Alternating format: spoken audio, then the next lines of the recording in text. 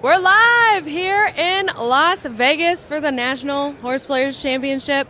Great time, great place to be every year. I'm Alexa Zepp, joined by my co-host Dan Tordjman, Rachel Miller, and we have Noel Michaels running around who's going to be doing some coverage with us. Noel Michaels always running around. Yeah. Always running around these parts. Getting the scoop. Getting the scoops. Yeah, he's a veteran out here at the NHC. This is, 26 years? Am I? Yeah, I think that's right. 26 years, and this is year one for us here, streaming live from Horseshoe, Las Vegas. Over 800 entries, 625 people here in the room, and there's about $4 million in prize money up for grabs. The top prize is $800,000. So that's what everyone behind us is planning for. And right now, this is like opening day of baseball season or any season. Everyone's in with a shot, so everyone's, super high vibes. We have how many players? 600-something players? 23, all I think. knowing they're going to win. Exactly. Yeah, they're so locked in. And that's the thing about horse bettors or gamblers in general. Before the game has happened, before the race has unfolded, everyone is so confident in their picks. They're going to back them 100%. So these are 600 plus of the most confident men in Las Vegas right here behind us. And that's saying something. And we'll see as the days progress how things shape up and change. Who has the winning strategy? And it's a grind, because you can't get discouraged. You got to keep pushing because, in horse racing, you can hit that 40-1, 45-1. So, for anyone that's watching this that is like, what is going on? Where are they? What are they talking about? Can you take us through? Yes. As a what player, this you tournament played is in like? this. As a former player, yeah. By the way, I don't appreciate the former. A player Okay, taking a break Rachel. this year. Taking a break. Mike could again. Yeah. Yes. Okay. So I didn't qualify this year, but I have played in this. I don't know, plenty of years, and I think this is my 8th year being here. I've maybe played in 4 or 5 years. All right. But yes, so this is the National Horseplayer Championship. You cannot buy your way in. You have to win your way in. So all year long, there's tournaments like every weekend trying to qualify. And if you win a tournament, you get a seat here. And then it's a marathon. It's 3 days of racing, and you get to choose from how many tracks? We have 1, 2, 3, 4, 5, 7 race tracks. So there's races going off like all the time. And there's certain races that are mandatory that everybody in the room has to play. And then you get to pick another like 10 or 12 races to play on your own. So there's a lot of strategy on which races to choose in those mandatory races. You're only picking one horse to get first or second, and you get points based on if that horse gets first or second. So there's a lot of strategy on, how to play defensively in those mandatories, and it's a really fun time. And it's all mythical. It's all mythical. Rolls. No one's playing with real money. So every single race that they play, it is a $2 win place bet, so essentially $4 spent on every single race.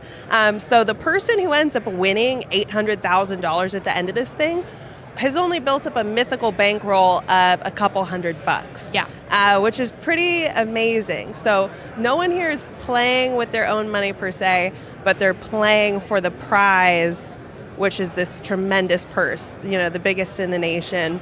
And the structure of the tournament is the first 2 days, everybody's in it. Mm-hmm. And then at the end of day 2, only the top 10% move on. So you said how many entries? 800 something? Yeah. So it's actually 800 even. 800. Even. So the top 80 people move on to the third day.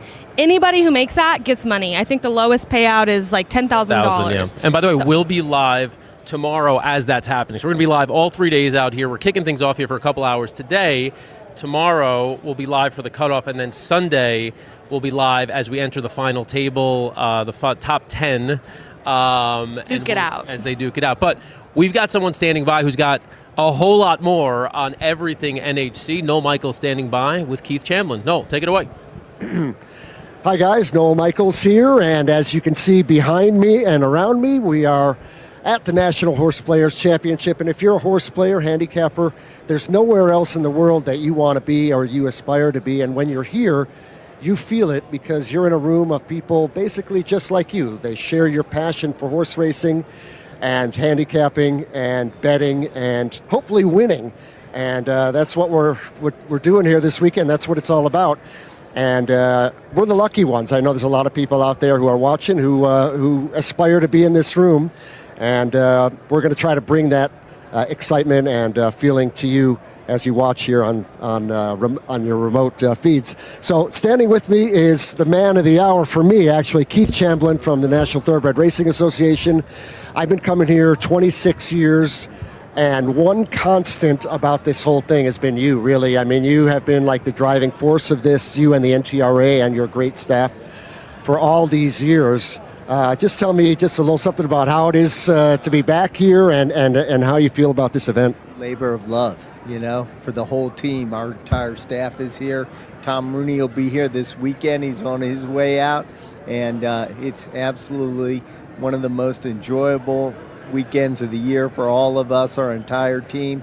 We can't wait. It's a lot of work, but it's so much fun to be part of this each and every year and to see the growth from 200, you know, the purse was 212,000 the very first year to up to, you know, 4.8 million in cash and prizes this year, including over 3 million in cash that we're giving away this weekend. It's just phenomenal. And to have 800 entries, you know, who knew? I mean, that's what dawns on me. When I look around here, this is like 40,000 square foot event center here at Horseshoe Las Vegas, right in the center of the Las Vegas Strip. And just going back to those very early days of the tournament that you're talking about, right? Not only, you know, did we start small, you know, but we started in literally a small room. We were in MGM Grand in the little race book. I mean, back then, did you ever imagine, did you envision this for this event? We did not. And, you know, back then we thought we're never ever going to leave a race book. We'll always have it in a race book because of the energy and the atmosphere. And that quickly became apparent that we were outgrowing the race book. And then we moved into a ballroom, and then we outgrew the ballroom, had to move into an old high-life fronton of all things. But that's one of the unique things about our current host site here at the Horseshoe, is to be in the old high-life fronton at the old Binions. That's just more nostalgia on top of nostalgia. It's a perfect place to hold, you know, the pinnacle event in horse race handicapping, the National Horseplayers Championship.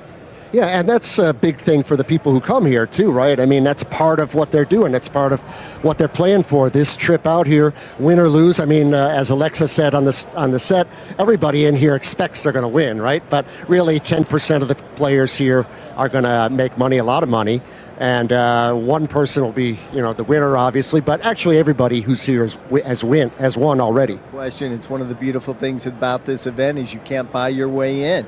You have to earn your way here. Everybody just getting here, everybody's accomplished something to just be in this room competing for millions of dollars in prize money. But they win a 4-day experience, free accommodations on the Las Vegas Strip here at the Horseshoe, airfare included. So everybody's a winner just for getting this far.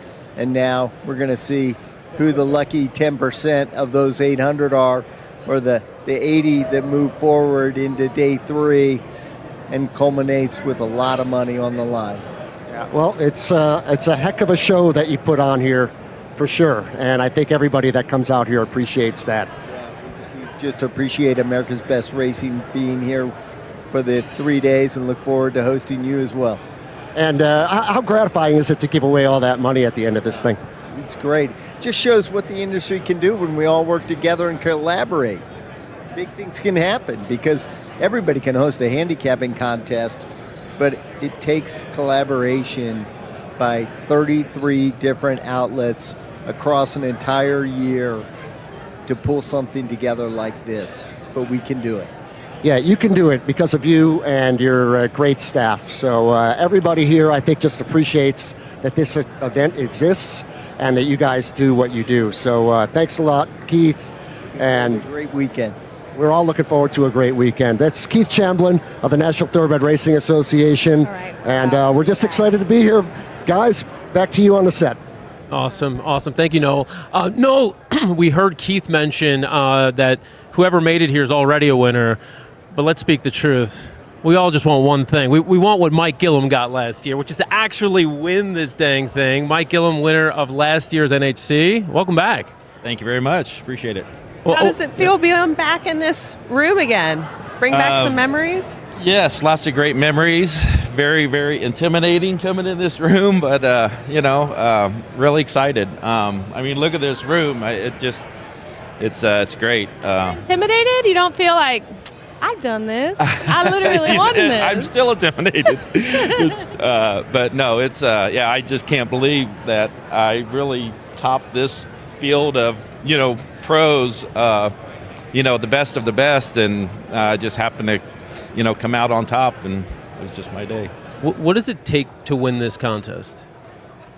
It takes a lot of preparation, and you got to stick to your guns, and just be prepared. And I've been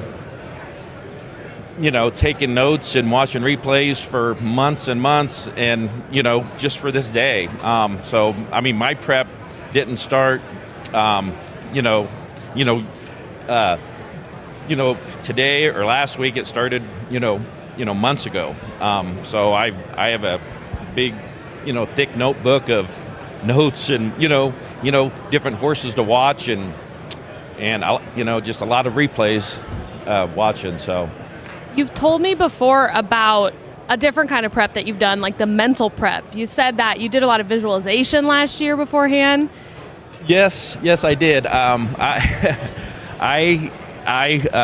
last year, I don't think I've ever said this publicly, but sorry, now's the time. Never mind if you don't talk about it. No one's watching. For months, I would lay in bed at night, and I imagined, holding that big check, honest to God, and not only just holding the check, but what that feeling was like.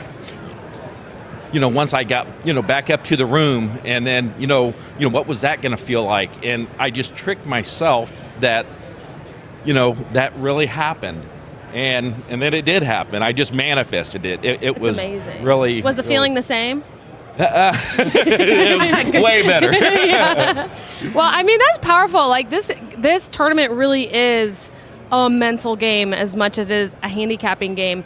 And you hear that with sports teams and sports better, like visualizing free throws and how that is just as impactful as training on the court. And I think that you doing that had to have had an impact for sure in your performance. I think it helped. It really did. Manifesting isn't just for girls in their 20s trying to attract the perfect partner. That's right. It's also for men who win the National Horseplayers Championship. Yeah. Period. I want to know about the money. Yeah. I mean, how does that work? I mean, when does the money hit? When do you start spending it? Well, there's a 10-day audit period, and then they, just wired it to my account, and what was that? Describe that moment as you hit refresh on the account. 800K. I can't tell you how many times I looked at that account. Just like, oh my God. I said, Amy, it's finally here, look. Oh, and so it was just great. And one of the first things we did was we, took 300,000+ or whatever and put it in some money markets, and just for taxes. So they're getting ready to come due. So I made, I don't know, 17 or 18,000 on nice. That to help out with the taxes. Yeah. So I'm getting ready cool. to pay that tax. I'm glad that they gave. Glad that they didn't take the money out right away, and they gave it to me, and I was able to, I figured they would have withheld it. They didn't. That's a dangerous game. I know. Oh my God. So I had to be responsible. Make sure that it doesn't get invested, back into the gambling market immediately. Let it cook on the market for a little bit. Yeah. So, what other have there been other specific big purchases, trips, moments that you've been able to make happen? I bought a truck a few weeks later. I bought a boat. I remodeled our condo that we live in, and took some trips, and let's see, Friday, I'm going to Hawaii for 11 days. So. Oh, all right. Yeah, I love I'll be that. leaving a week from today to Hawaii. Okay. Mahalo. Or what is that? Hello? Thank you. Aloha. Aloha. There we go. That'll be a blast. Hopefully you will be celebrating another big cash. Oh boy, that'd be great. Fingers crossed. Yeah. Is there added pressure? Last question, I guess. Going into this tournament as a winner, does it feel different coming in with that title? I mean, yeah. There's pressure. Definitely pressure. I would love to win it again. But it's right? far-fetched. Hey, Yeah, there's no back-to-back I've been thinking winners. about it. I've been tricking myself. That they're going to be talking about, is Mike going to come back for a three-peat? So I'm just trying. You're basically the Kansas City Chiefs. He's basically Kansas City. He So is writing his own story. This is great. You can see the headlines now. Yeah, I can see it. Manifesting Repeat again. is in the future. Yeah. Spectacular. No, that's really awesome. Just one last thing for someone who's never played in this contest before, just watching us for the first time, trying to figure out, that looks cool, that sounds great. Other than the money, other than the things you've described, what would be your pitch for someone to just kind of take the leap and just give this a shot? Well, I would say there's lots of, small tournaments that you can get into that's really fun.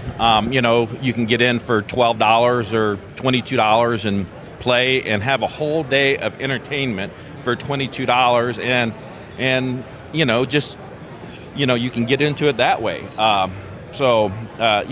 Small tournaments is a good way to get started and, get some experience. And there's lots of free tournaments out there. There's lots of free tournaments I that think you there's can get one in. Sunday.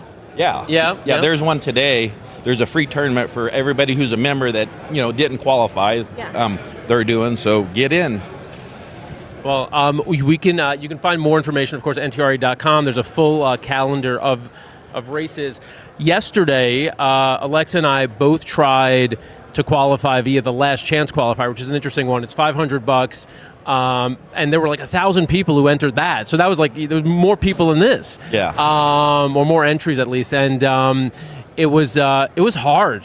It was really hard. Pain and suffering. Dan's a bit tortured today. I've got video to show how hard it is, and we're going to play that here in a second. I'll show you what that looked like yesterday. But, Mike, just wanted to thank you for stopping by with us for a couple of minutes. Best of luck out here today. Thank you this very weekend. much. I appreciate it. Thanks. All right, Thank that's you. Mike Good Gillum. luck. And here's the video that I was mentioning. Can we take $500 and turn it into $800,000? There's only one way to find out. We're in Vegas, Horseshoe Casino. This is the National Horseplayers Championship. $4 million on the line, $800,000 top prize. The best bettors in horse racing are here this weekend. But to play in that contest for all that money, you got to qualify, and you can't buy your way in. So the last chance to qualify is today. $500 could get us a shot at the big prize. So we're going to give it a shot. We're going to go with the 2-horse, 7-1 right now. Eve. Does that sound like a winning horse? Come on, 2. Just find room. Find room. Come on, 2. Second, there's 3 more mandatory races. The next one is at Gulfstream. All right, it's the second mandatory race. We're going to go with the 4-horse, Gulfstream. Come on. Come on, get second. Get second. Get second at least. It's good. All right. Third mandatory race. So the horse is 14-1. I need this one to get back in the mix. Come on, 2. Come on, 2, straight out. Second again. That's 3 straight mandatory races. We finished second. Do you have like a White Claw or a Truly or something like that? You know exactly what time it is. We got to make a move. We really do. All right, last mandatory race. Yeah, we're done. I think we're done. No, we're not. Stay positive. I think we're done.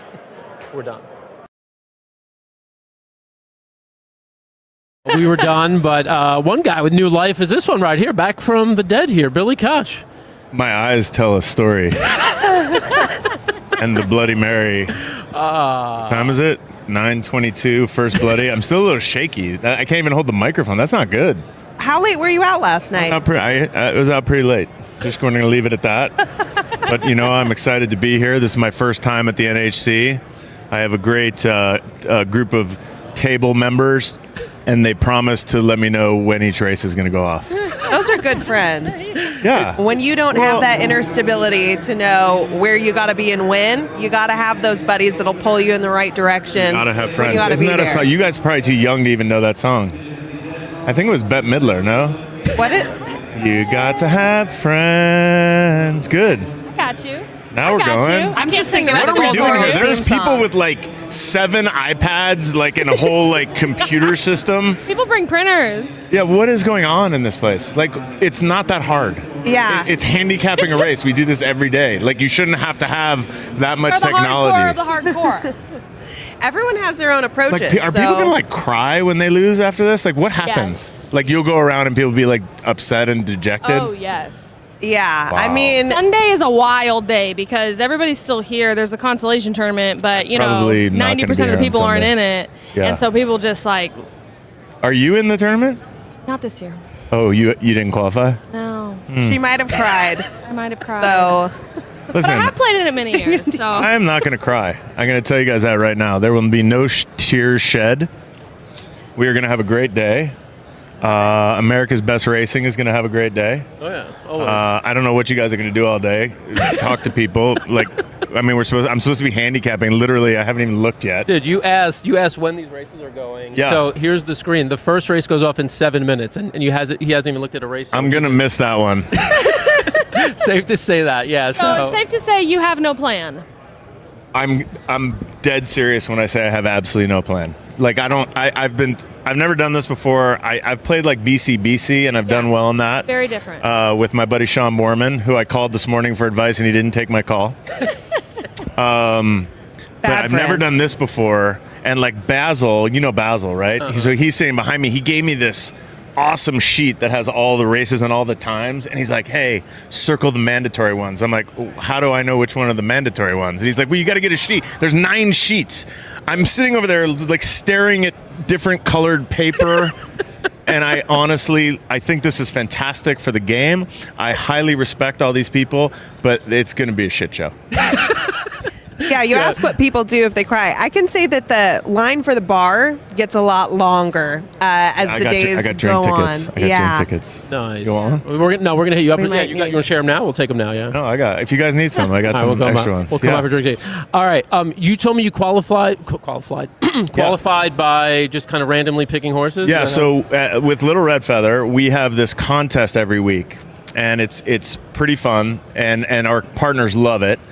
And I forget that the contest is going on a lot of the time, so I just do random. I hope not a lot of people watch this, right? Because I don't want my people to know that.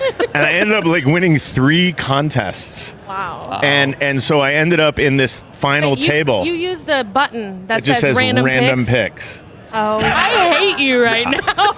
So, and then there was this final day where I had 3 of the 7 entries. Wow. In our final table. Oh my God. And so I have to be honest, I did handicap, but I didn't know how to like use all the 3 tickets. Yeah. So I kind of just bet like 3 separate tickets. Like I did one random, and then I kind of studied on the other ones. And on the last race, I won and had 20 cents more than the Wow. last guy. So it was kind of exciting. Yeah. I actually didn't watch it. I forgot, but someone told me about it. That I qualified for the NHC, and I was like, oh, that's great. What do we have to do? It's like, we have to go to Vegas. So I'm here. If you win 800 grand. Yeah. Well, I mean, this There's is already a huge party. I'm Legend. planning it. All right. I'm No. Yeah. No, you're This is how coming. it's gonna happen. Obviously, you guys are invited. Well, Yeah. don't get DQ'd by not playing your first Yes. mandatory, which, by the way, is at 11:10. What does it say there? I got it. 11:10. I too. have my glasses. 11:10. This So you is got all 2 I hours. brought. I have my phone and my glasses. No pen? And a Bloody Mary. Oh wait, Bloody no. Mary. Oh no, I left the pen at the table. I do have a pen. I'm just gonna look at the odds and like try to find some value. Play the You board. know, That's what you gotta do in this I mean, I tournament. think I think the studying is overkill. And by the way, like I have a life. Yeah. I was just in Florida, like buying horses. Like I was like, I was on the airplane yesterday back from Florida, and I was like, okay, I got like a 5-hour trip. I'm gonna study. I passed out like within 2 minutes of the flight, and next thing I know, we got like 45 minutes left, and I'm like, Well, that didn't work out. Time to go out. Yep. Time to go party. Time to go party. Well, here's some inspo. We've got somebody standing by. We got Noel Michaels standing by with a past winner, Justin Mastari. So Okay. you can listen to some of his wisdom and how okay. he won, and maybe it'll be helpful. Noel, are you with us there? You standing by with Justin? Hey, Dan. Yeah, I'm here with Justin. All right, go ahead, take it away. All right. Well, here I am with 2001 NHC winner Justin Mastari. And when Justin Mastari won, it was 4 years ago, he became the youngest player in the history of this event to win. And, he still is. And as I look around the room, you still look like one of the young guys in the room. So, but I guess age is not equal experience in this thing. Yeah, I learned a lot from my dad, who's been around this game for a long time, but it's a good thing to grow this game and get the younger crowd in here. So I'm hoping over the next couple of years that there'll be a lot more young faces like me playing in this tournament. Yeah, we all hope that. Just going back 4 years, like what was that day like? I mean, well, first of all, what was that tournament like? But just winning that thing, I'm sure you hoped you would win when you showed up, just like everybody does. But you probably didn't expect it. Yeah, this is one of the contests with a lot of people that you're just planning to try to get to the semifinals and go home with some money. But someone here has to win $800,000, and why not have it be you? And what was it about that weekend here 4 years ago that was everything clicked for you? Was it just like a magic turn of events that or you got red hot? Like what was the key? Yeah, it was kind of a mix of everything, kind of planning out strategy-wise to play certain type of horses, and you have to get hot at some point in a weekend to have a good horse racing weekend. So halfway through Saturday, I got pretty hot and brought myself to the top of the leaderboard and tried to strategize on Sunday to make sure I won this thing. And now that you have reached the top, right, you've been back here every year since? Yes, I've been back every year since I've been 21. So this tournament to me, no matter what the outcome, is just going to be awesome just because that I did win it before. But I'm excited to be here again. How old are you now, just if you don't mind me asking? I just turned 30 last week, actually. Oh, happy birthday. It's a landmark birthday. So now that you're here and now that you're like a yearly veteran of this thing and you've won it, what is it like to come back here every year? What does it mean for you personally just to be here and to be back in this room with everybody? Yeah, it's really cool. I mean, I walk into this room and I think there's a lot of people here who just know my face and know me, walk in the elevator, and people I don't even know calling me the champ. So it's awesome to be back. And just lastly, you have a pretty common story, I think, amongst people here, which is you got into this with your dad, and your dad plays in these contests also. And as I go around talking to people, just all the years that I've been doing this, you always hear that, it's something I did with my dad, or I'm here with my dad, or my uncle, my brother, whatever. It's like a family thing. And just talk about just briefly how important that is this is something that's a family affair for you. Yeah, I grew up going to Gulfstream. My grandpa had a condo down there. We'd go to Gulfstream or Calder when that was around in the mornings, and then we'd be at the dog track at night. So I grew up around the game of gambling, and just doing something with your family and learning from my dad has been awesome. Would you do this to your kids? Maybe. I'm hoping the game continues to grow, and I hope I'm a part of that, and that'll be a good step moving forward if we can get the game to grow. All right, well, Justin Mastari, 2001 NHC champion. We've never had a repeat winner. I'm not going to jinx the guy here, but eventually it's going to happen. And who knows, maybe it'll be Justin. Well, we thank you a lot for coming up with us here. Good luck the rest of the weekend. Appreciate it. All right, guys, back to you on the studio. Can you believe he's 30? I know. I really wanted to be the youngest person to win, and we're the same age. And I was like, damn it, he got me. Well, Rachel is on a hunt for the youngest player in this tournament, and I think she's going to be with him in a few minutes. We'll go to Rachel when she has Carson Matisse. He's 24 years old. You were close to that cutoff, but you have another milestone this week that you're celebrating. Chrissy Bialik, thanks for joining us on the set. Thank you for having me. You've had a hell of a past couple of weeks. Yes. What have you been doing? So I'm probably the only player in the room that just got married. So I am on my honeymoon while here in Vegas at the NHC. Yeah. Congratulations. Thank you. Well, yeah. So how did that do you live, nearby? How did you pick Vegas? How did this all come about? We had originally wanted Vegas, but we wanted it last year, and then I ended up winning all the way back in April. One of those free NHC like entry tournaments with 2,000 players. Wow. And was not expecting to win it. We won it, and or I won it, and I turned to my fiance and said, "Hey, what if we push back the wedding and do it for the NHC?" And he was like, "Sure, let's do it." So that's what we did. Yeah. True dedicated horse player. Yeah. I love that.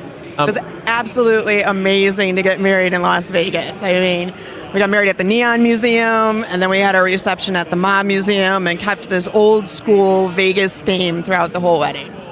I need to see some pictures. That sounds awesome. Yes, I'll be happy to show you. We should have had them ready for this. We could have put them up on No, screen. right? All right. Well, we'll come back for those. I hate to state the obvious, right? But there are mostly men in this room. Yes. I don't want to say, what does it feel like as a woman to be, but what does it feel like? Yeah, but it is a little different, right? I mean, and I'm assuming you have friends, female friends who are like, what is this thing that you're doing, and what is this all about? Exactly. I actually don't have any female friends that are into horse racing either, other than the ladies that I run into at the few ladies that I run into that are into horse playing. But that's something I'm actually really passionate about, is getting more women involved in it and building their confidence. So I did work for the tracks. I worked for Arlington Park for a while, and I worked for Hawthorne. And I would help people learn how to gamble and learn how to read the program. And I always would focus on getting the ladies to build up their confidence. And women are more likely to go up to a racing analyst that's another woman. And so it's very passionate of mine to get more ladies involved. We got to get you involved in the Horse Racing Women's Summit. I don't know if you know about that. I would love that. Yes, I definitely know what that is. Yeah, any ladies watching or men who want to support women in racing, the Horse Racing Women's Summit's awesome. ABR is a sponsor, and I'm on the executive committee there. And we have events all throughout the year to get women involved and empower them. And it's awesome to see women who really feel so empowered by learning how to handicap and knowing and feeling confident in their pick and watching the race. It's intimidating. I mean, I've done dozens and dozens of tournaments, and in the beginning I remember feeling intimidated walking into the room and either being the only woman there or one of 2 or 3, and I purposely would not just congregate with them. I would go to the table and just introduce myself in with the guys and be like, "Here I am, get ready." You're ready to lose. Exactly. Yeah. I feel like we had similar conversation when I first met you. I was like, this is an odd scene for you. I'm like, are you comfortable? Are you good here? Weird? Yeah, but at the end of the day, it is a very sort of and I've been amazed just by watching you engage with other players, how deep your connections are with them over the years. You've established some incredible friendships here, and you're no one obviously cares that you're a woman. You're. I will say it took a few years to get respect from people. Okay. I'm friendly and I'm a people person, and people liked me, but they didn't think I was really handicapping. You know what I mean? And so I think it took a few years and some good wins to get that respect from people, which is kind of a shame because that's not the initial assumption if you're a man, that you don't know what you're doing. But for the most part, it is a really welcoming place. And Judy Wagner, the only woman to have won this thing, was telling me a story yesterday about when she won this, she made a comment about the Tomlinson numbers. And people were like, oh shit, she really does know what she's doing. So, dropping some big terms there. Big racing terms there. But yeah. Well, one other thing that caught me about your bio was something you sent in when they asked you about any particular hobbies or interests you have. Why don't you share with our viewers what you said? I'm a huge animal lover. My degree is actually in biology, but I guess you could say collect or have a very strong passion for tarantulas and spiders. So I have a collection at home. I'm always looking for the next tarantula. Wait, a collection? Yeah. What does a collection of tarantulas No, they're look live. like? They're my girls. They're my girls, yeah. Wait. What does this look like? Describe the setup.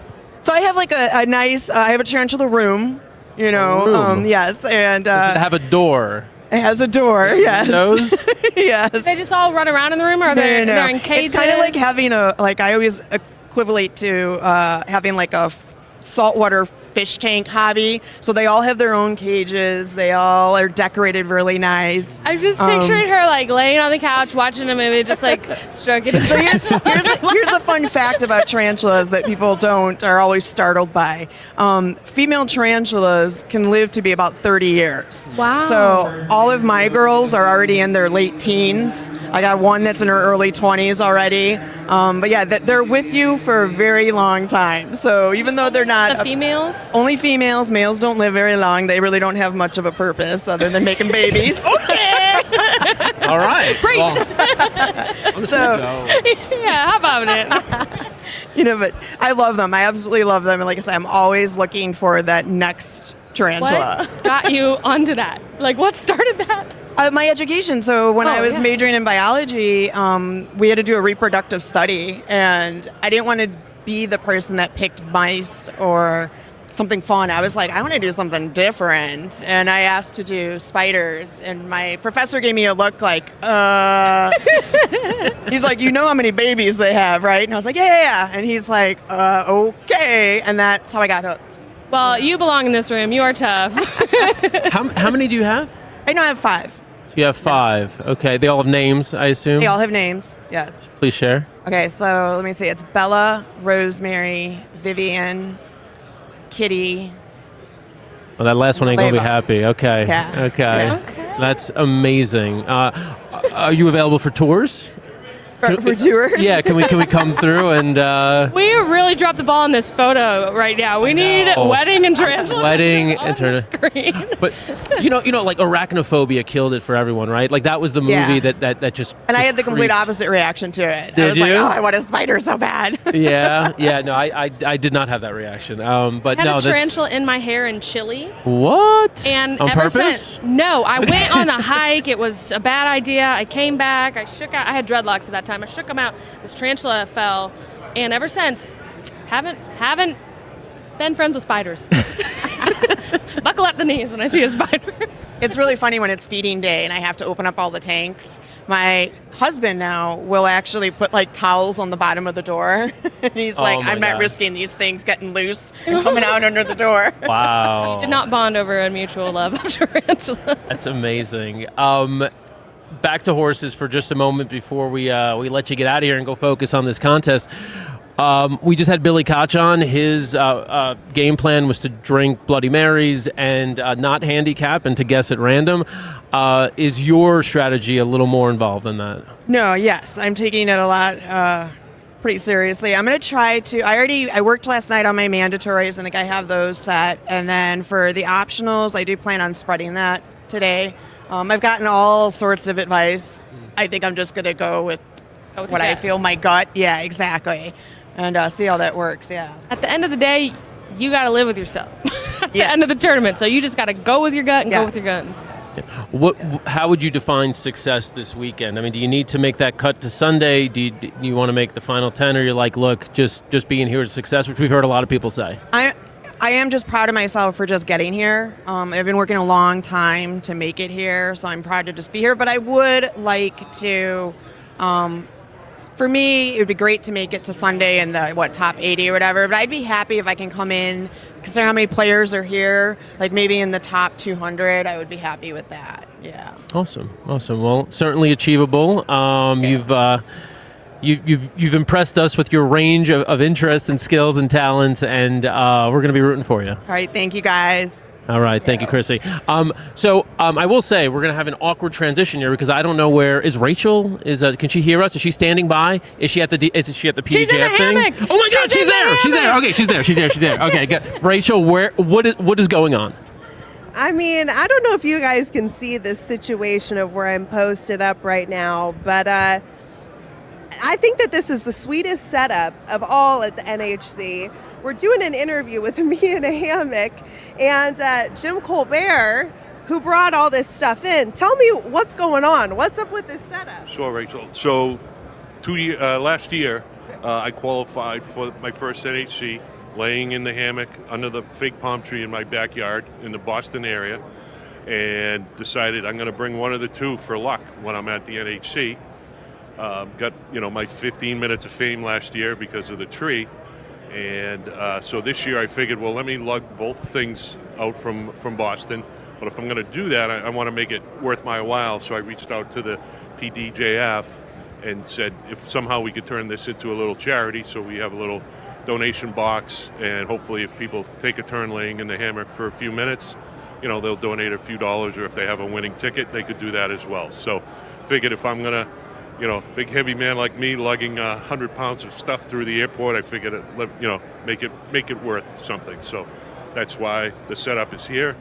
It's fantastic. I watched a few races from here yesterday, and told Holly Short, hey, if I'm still here Sunday night asleep, please wake me up so I don't miss my flight. So that's why the setup is here. So have people been capitalizing on this, or can I just set up shop here and bring everybody else in for the interviews? And feel free to use it. Ultimately the winner or whoever else you want to speak with, feel free, and hopefully, like I said, drop $1 or $2 in the jar.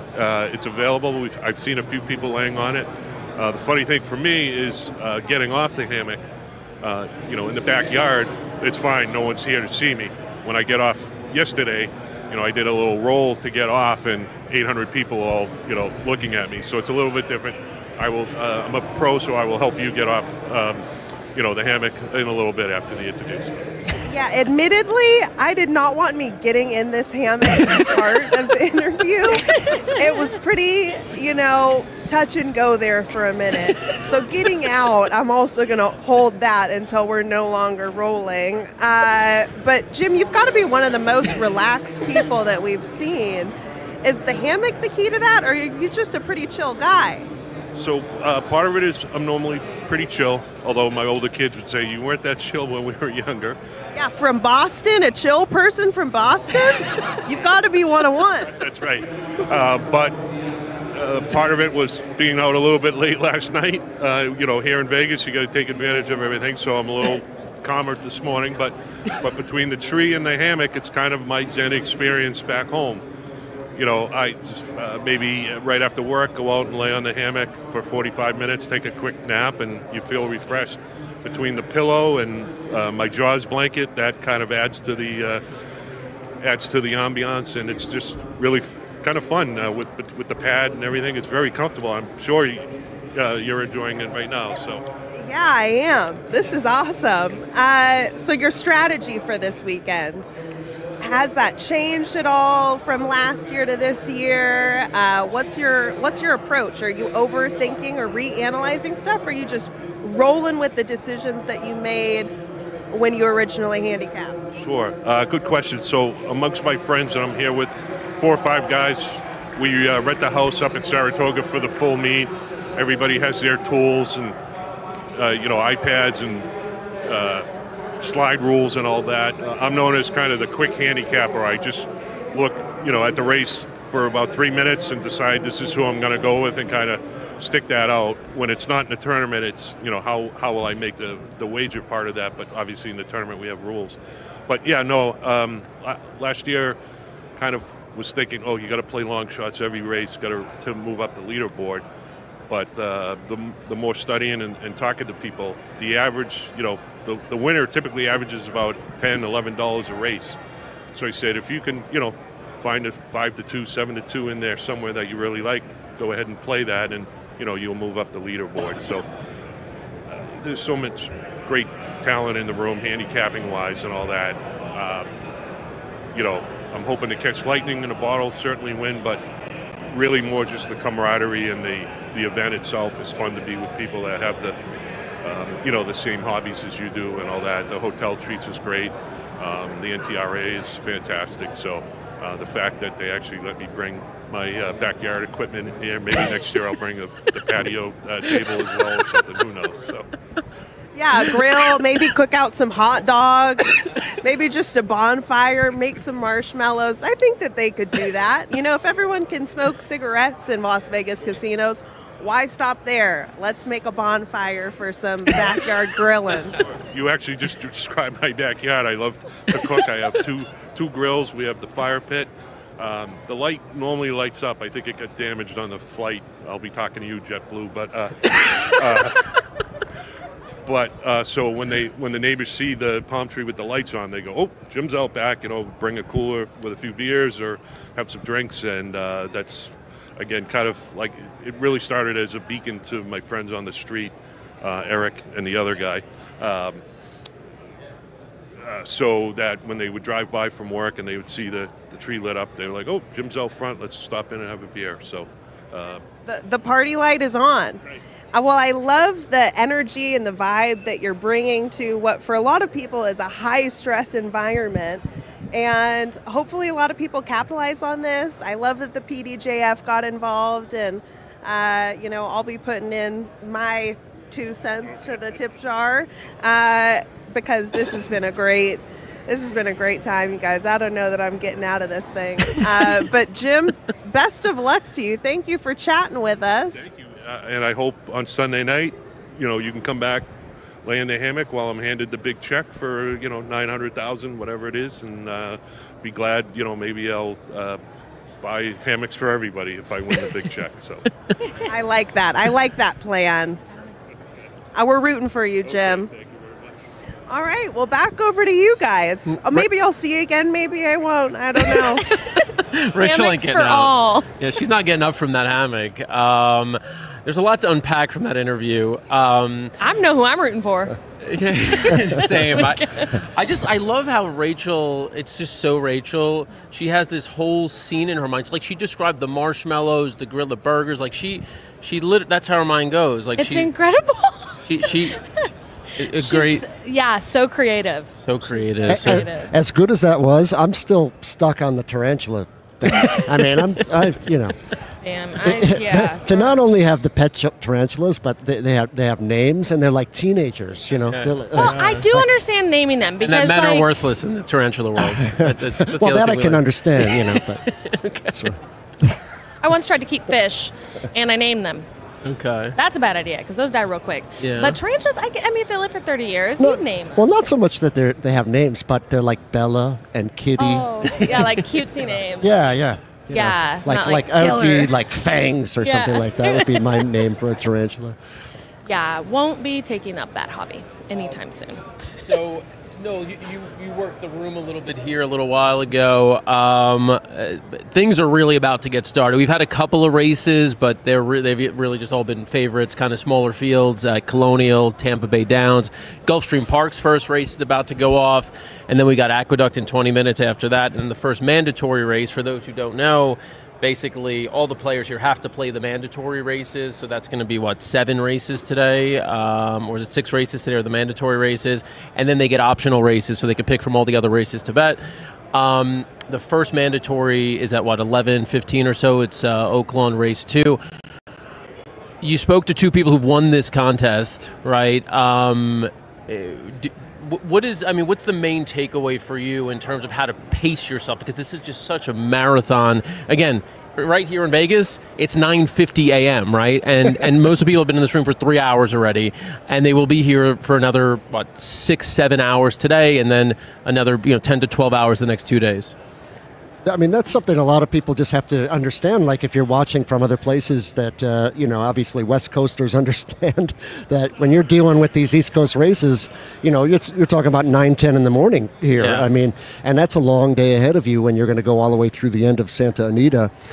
But so right now, I mean, just when everything is getting cranked up, right? We just had Tampa, we have Gulfstream coming up, Colonial, Aqueduct. That's when everything gets full speed, Yep. But really, you're still just getting into this right now. A lot of people don't use plays for these early races. And the real problem for handicappers, I think, comes in another hour or two when you start up Oaklawn and Fairgrounds, right? And now all of a sudden, 4 tracks is already enough. Now you have 6 tracks. And that's where your time management has to come in and just, you need to be focused. So, that's about the time we bow out of our telecast, right? Because there's just too much going on in this room at that point. You have to be so organized or you miss stuff, And of course we know like races don't always go off right at the time they're predicted, like if a track is running behind or running ahead. I mean, it takes a lot of focus and organization to do this thing for sure. But it's a labor of love, right? It is. It's so fun. I mean, it's great. It's like this is the only time you're ever going to have something like this. We have tournaments all the time, but something this big where you're playing so many tracks and you have so many options, it's fun. Let's get to a quick viewer question. By the way, you could drop your comments in, and we will do our best to answer them. And then we've got two very special guests coming on. This question, Alexa, you saw this earlier. How can you get a mentor for the contest scene if you want to start playing? Yeah, I know that NTRA does like NHC mentors and mentorship. I'm not 100% sure on how to sign up. I'm assuming it's on their website somewhere. If not, you can email them. But my mentor wasn't through their program, but they had an NHC mentor at their first experience. And it was really helpful for them to just, understand the tournament, have somebody to ask questions, not even about, it could be handicapping, but just about like, how do you handle this bear of a weekend, And actually that person became a really great friend too. So it's great to just kind of like, if it's your first time and you just want to like get your foot in the door and have somebody to talk to, somebody to sit with, they do have that program. That's awesome. And there's mentioned a little earlier that people of all ages are in this contest year after year. Rachel has tracked down the youngest person in this contest. I believe she's standing by with Carson Matisse. Rachel, are you there? Yes, right. I am right here with the youngest competitor out of over 600 people. Carson, yes. Tell us how old you are. I'm 25. 25 years old, and first NHC. It is not. This is my third NHC. Yes, I've the last 2 years I've qualified, so this is my third year. All right, so you're like a seasoned pro. Look at you. You're totally I unfair. Say that. Yeah, a lot of these guys around here have been here for 10 plus years, so. But see, your family is who brought you around this game and into the sport of horse playing, right? Yeah. So tell me more about some of these people that are sitting at this table. Well, I learned from my family. My dad and my uncle, they've been professional gamblers for a long time, since before 2000. So they've kind of taught me how to handicap, and I've learned from them, and they've been in this tournament many, many times. I think 15, 16, 17 times. So yeah, just learned from them and kind of gone from there, create my own strategy, things that I like, So you're not copying anybody else's, recipe, as you would say. You've kind of taken notes from things that other people have done, and you've got your own approach and strategy. Yeah. It's funny actually because everybody in the room looks pretty much the same numbers. They all look at the sheets, they all have speed figures, and we all come up with different numbers. I have a different strategy, they have a different strategy, and it just works out. So does it hold significant value for you being here as a young person? Do you want to see more people like you into these tournaments? And if so, how would you call them to action? Yeah, no, I definitely do. I'm the youngest person, and it's probably by a stretch. There's a couple people in here. I know Tyler, he's, I think he's low 30s, younger guy in horse racing, and it'd be nice to see a lot more younger people. I think it's definitely a difficult industry to get younger people into. Of course, on the outside here is 30 to 1. But no, I'd love to see that happen. I've brought my friends to the track. Everybody loves the track. But getting more serious into handicapping, that's the tough part. Well, I think that it's good for people with a short attention span, which if anything speaks to Gen Z, it's not being able to pay attention for anything longer than 30 seconds. And a horse race is 2 minutes, and so it extends through a whole day of fun. You don't have to track a whole sport for a whole day. You don't have to follow these intricate bets that you would have to watch through a multi-hour sports game. Yes. So it seems like a natural match, right? Yeah, you're right. Yep. And actually, it's funny, I was talking to somebody the other day, that's why they like horse racing over sports, is because they don't have to watch a 2.5-hour game. If they like a race or 2 races throughout the day, they can bet it 15 minutes before the race, watch the race, and the race takes 2 minutes.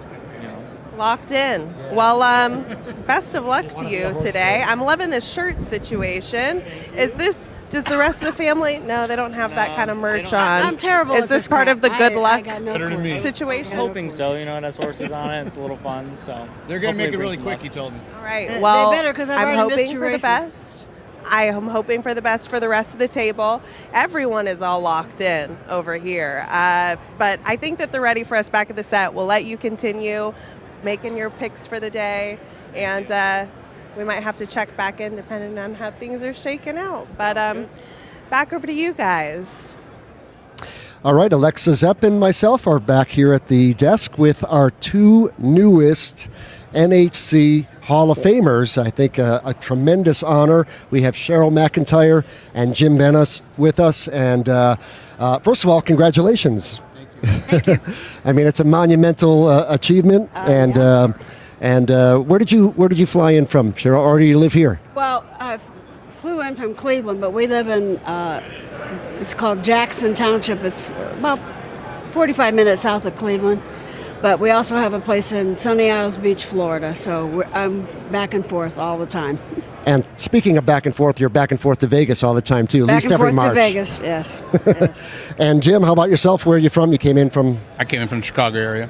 Okay, and so this is, I guess, a good weather change for you every March. We're at home right now. It's upper 70s at home. You sound a little angry about that. I am. Or at least disappointed. I could understand. Well, I mean, when was it that you won this thing? Cheryl has been here time and time again, a former winner of the NHC Tour. Jim is a winner of the NHC main event. When was that? 2013. And were you relatively new at this back then when you won? I mean, not new to handicapping, but new to the tournament. Yes, it was my second year, I believe. And did you ever imagine that No, was? just never imagine winning these kind of tournaments, but you get lucky every once in a while. And at that moment, there wasn't even an NHC Hall of Fame, right? I mean, so you couldn't even aspire to that. Yeah. Correct. I didn't even know it existed until just a few years ago.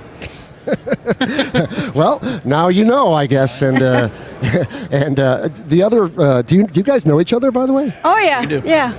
Yeah, we know each A lot of other. the same places. Yeah, we end up a lot of the same places. But that's a lot of it, right? Like the camaraderie that that everybody has here. We met some incredible friends through this whole situation. I mean, for all the years that we've been involved in playing, you know, we've made a lot of really good friends. I mean, What's your origin story for racing? How did you get involved in it? Well, long time ago when Mike and I first got married, he was always involved with going to the races at Thistledown. And I just decided I was going to learn how to read a racing form and then start making my own bets and playing my horses, because a lot of times I didn't like what he played, so I played something else. And every summer we did our vacations at Mountaineer, which back in the day used to be called Waterford Park. And we just evolved from there. I mean, and it's been, well, actually today's my wedding anniversary. We've been married 55 years today. Wow, Happy congratulations. anniversary. That's awesome. So you got married when you were 10? No. I was young. I got married when I was 20. Oh, all right. Well, that was close. What about you, Jim? How'd you get started in all this? I've been going to the track since probably before I could walk. My dad went every day, and my grandparents used to go on the weekend, so I was always there. I was the kid that went to school and came home at lunch and went to the track and didn't go back, so... I love it. You had no choice, in other words. choice. You were born in. What was that? That was Arlington. That was Sportsman's. That was Hawthorne. All of the above. Washington was still around when I was little. Oh my goodness. Aurora Downs. It didn't matter. Back then it was harness or thoroughbreds. And yeah. one of my greatest stories is 5th grade. I went to Detroit with my dad and hit a try for $3,000 in 5th grade. And my mom wasn't a big fan of horse racing. And Mom, can I miss the school? And she gave me the green light, but she wasn't too happy about it. And so you mentioned that you won the tour. So for those watching who don't know what the tour is, so we have this main event, obviously, but then all year long, like I said, you have to win in. You can't buy your way in. So in those qualifying tournaments, if you do really well, you accumulate points. And then the person with the most points at the end of the year also gets a huge prize. I don't remember what it was this year. What, 75,000, 100,000 for top prize in the tour? I'm not big. sure what Brett got this year. When the year I won, mine was 90,000, I think. Yeah, that's awesome. What did that? Did you chase it? Did you chase the tour that year? Yeah. Well, we realized early on in the beginning of the year that I had it started out really well. I had a couple of pretty good size point tournaments, and then about halfway through the year, we looked at it, and Mike said to me, my husband said, there's a chance you could win the tour if we keep going. So we were at some venue, on track, off track, every weekend for the rest of the year. Wow, that's commitment. It was hard. Yeah, I feel like that's how it starts for a lot of people. Like, you do well, you realize, wow, I got a real shot at this thing, and then you just go for it. Yeah, it's a lot. I think a lot of people watching might assume, okay, these guys, they're in the Hall of Fame, so you show up here every year and you play, but it doesn't work that way, does it? I mean, you still got to win something all year. You got to win to get here, so it's always a challenge. Yeah, they're not going to give you. I mean, they'll give you your plaque for the Hall of Fame, but they're not going to give you an entry into this contest. Exactly. How did you get in this year? What did you win? I won at Indiana Downs, and I won at the Pick and Pray at Monmouth. So those were both on track? Yes. I don't play the Mythical, really. I'm a more real money guy. Okay. So. Okay. But Mythical clearly works for you. You won this thing, right? It definitely worked one year for sure. Really good. Well, I hope it works for you both again this year. I hope to see you both at the top of the leaderboard. Really appreciate you coming on. Congrats for being inducted in the Hall of Fame. Thanks so much, guys. Thank you. Thanks, guys. Thank you so much. Thanks for your time. It's a true honor. Absolutely. Rachel is standing by with another guest, so we're going to throw it over to her. All right. Okay. Well, I'm not back in the hammock yet, but I am here with Ellie. How you doing? I'm doing good. How are you doing? This is your first NHC? Second NHC, yes. I didn't win the first time, but I'm back this year. And you've been, hopefully manifesting, visualizing. This time's your year. I woke up at 4 this morning thinking about winning. That's it. That's good, because most people were out until 4 last night. No, not with 4 kids. I don't do that anymore. 5 years ago, I would have been still up, but not now. I can tell you, most of the 70 and up crowd, they're like, I got in last night.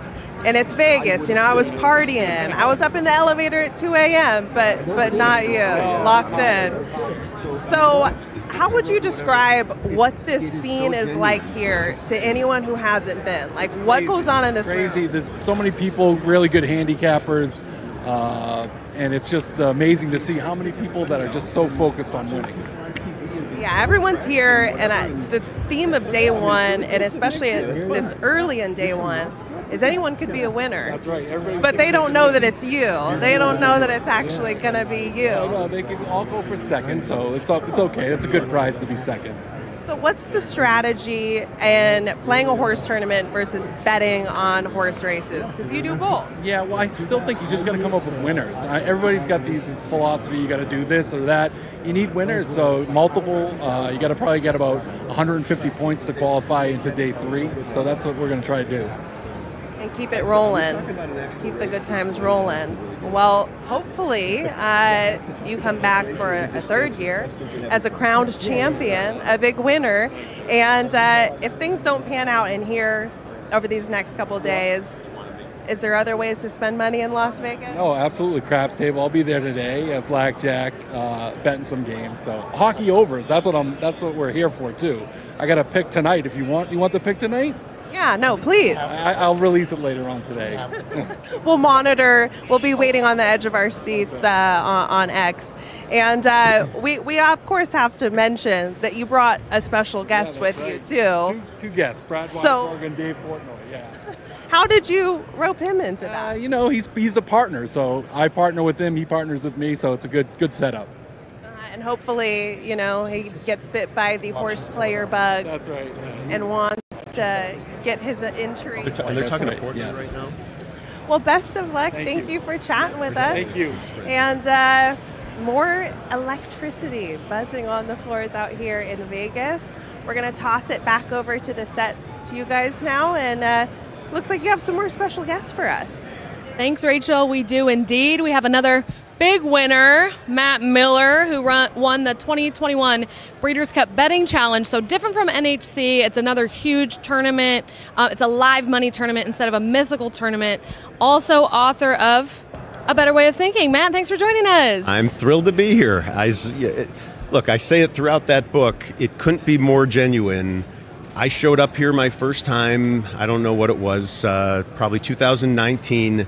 I didn't know anybody. I would have been intimidated as heck seeing people being interviewed on a show like this. And next thing you know, you change your way of play a little bit, you adapt, and things start going your way. And all of a sudden, you're kind of popular and you're on a show. And it's just been the coolest ride of all time. All of a sudden, I'm a star. I'm not going that far. Look, I know who you guys just interviewed. Like, that's a star. I know exactly where I stand in the world, but I'm happy with it. Okay, so we'll get to that big Breeders' Cup win, but first, we're here at NHC. Like, walk us through, how many times have you been here? When did you get started in contest play? I found contests at Arlington Park just kind of by accident, and it was a remarkable success that first day with a dear friend, and it just struck me as a different way of playing the races. It's more of a puzzle-solving, crossword puzzle kind of thing than just coming out and firing away. It helped me a lot to control my spot picking and where I'm aggressive. And once I turned to tournaments, I turned into a profitable player very quickly. And so I do still play cash, but that's largely to supplement the tournament play. I look at this all kind of as one. I don't want to get too boring or off topic. It's all covered so nicely in that book, I promise, and it's laid out in a way that this is very replicable. So one of the cool things about this experience this year is the number of people coming to me saying, you helped me to get here. And that's awesome. It's for someone that wanted to be a teacher, and okay, financially that wasn't the choice I wanted to make at the time. This has kind of been my teaching time, and it's been terrific. And yeah, I'm thrilled that book has been helping people. You mentioned that successful first day. I've interviewed a lot of people this weekend, and I can't tell you how many of their origin stories start with, well, I hit really big the first time, and I think once you do that, you really get hooked. Well, you do, and it's funny, there's no chance my wife would ever watch this program. She thinks she's the villain of the book and doesn't understand she's the hero. She was my guardrails for years.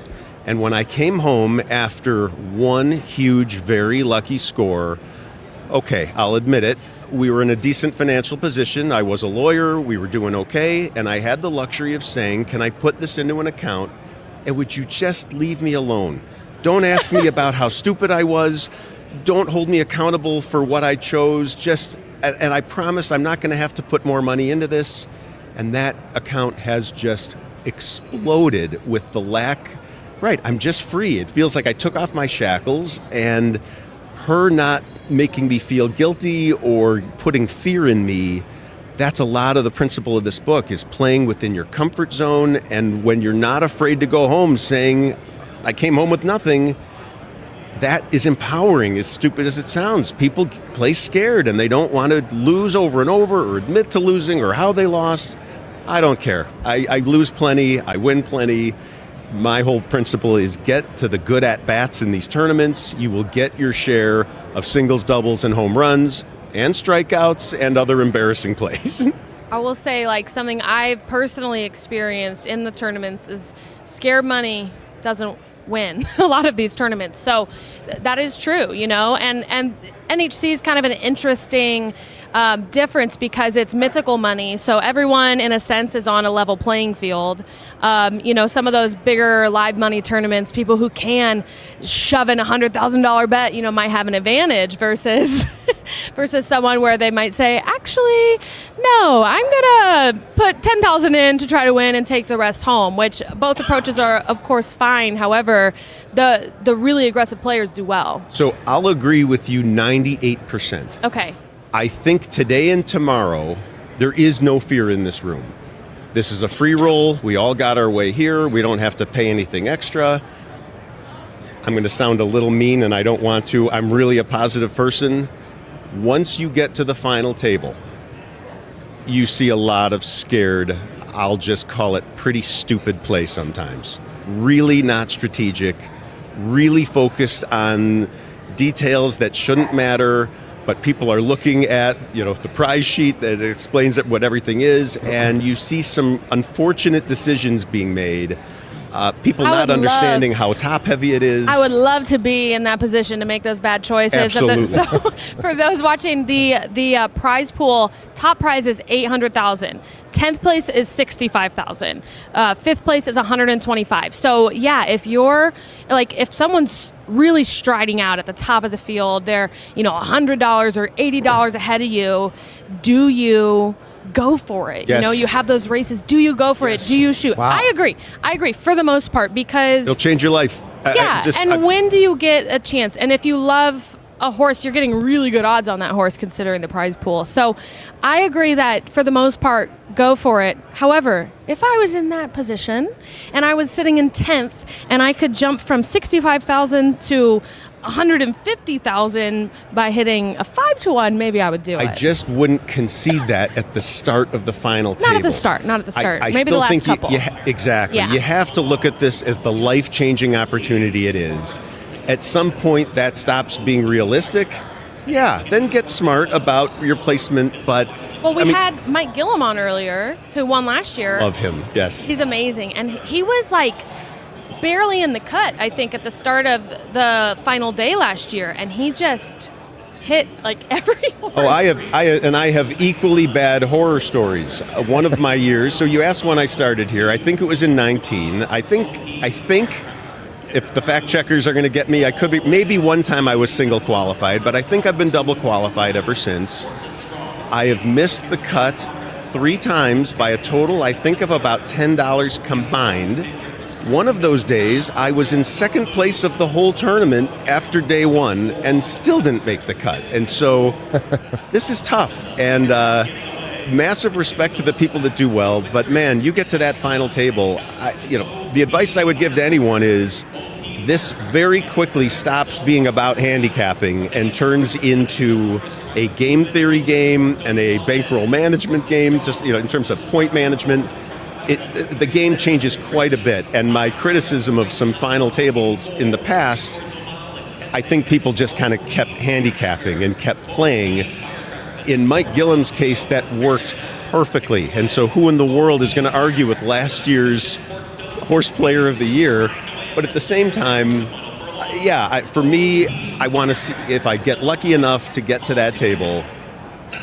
It will be a highly strategic decision each step of the way as I start to concede first place and focus on whatever. Well, you sound like a man with a plan. I know you're a very talented handicapper. And I'm really looking forward to reading that book. Happy that you're having success with the book. Thank you so much for joining us, Matt. Good luck this weekend. Yeah, I'm thrilled to be here. Awesome. Good to see everybody. Thank you. Okay, Dan is now standing by with another guest. We're going to throw it to Dan. Alexa, I think this is called kneeling by. I don't know that I'm going to be able to get up from this position that I'm in, but it's worth it. In a sea full of dark hoodies and T-shirts, these guys sort of stuck out like a sore thumb, so we figured we'd come by and talk to them. Eddie and Rip Claunch, you guys look alike. Am I onto something here? Yeah, 3 minutes early. I fought my way out first. Right. How's it been since then? He takes control of everything. I'm only here because he told me about it anyway.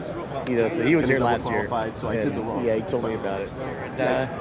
Came went home and said, dude, we got to do this every year. It's just the people you meet, the friendships you make, the camaraderie, the horses, the races. I was here with all these guys last year, so it's become a thing. It's a good thing.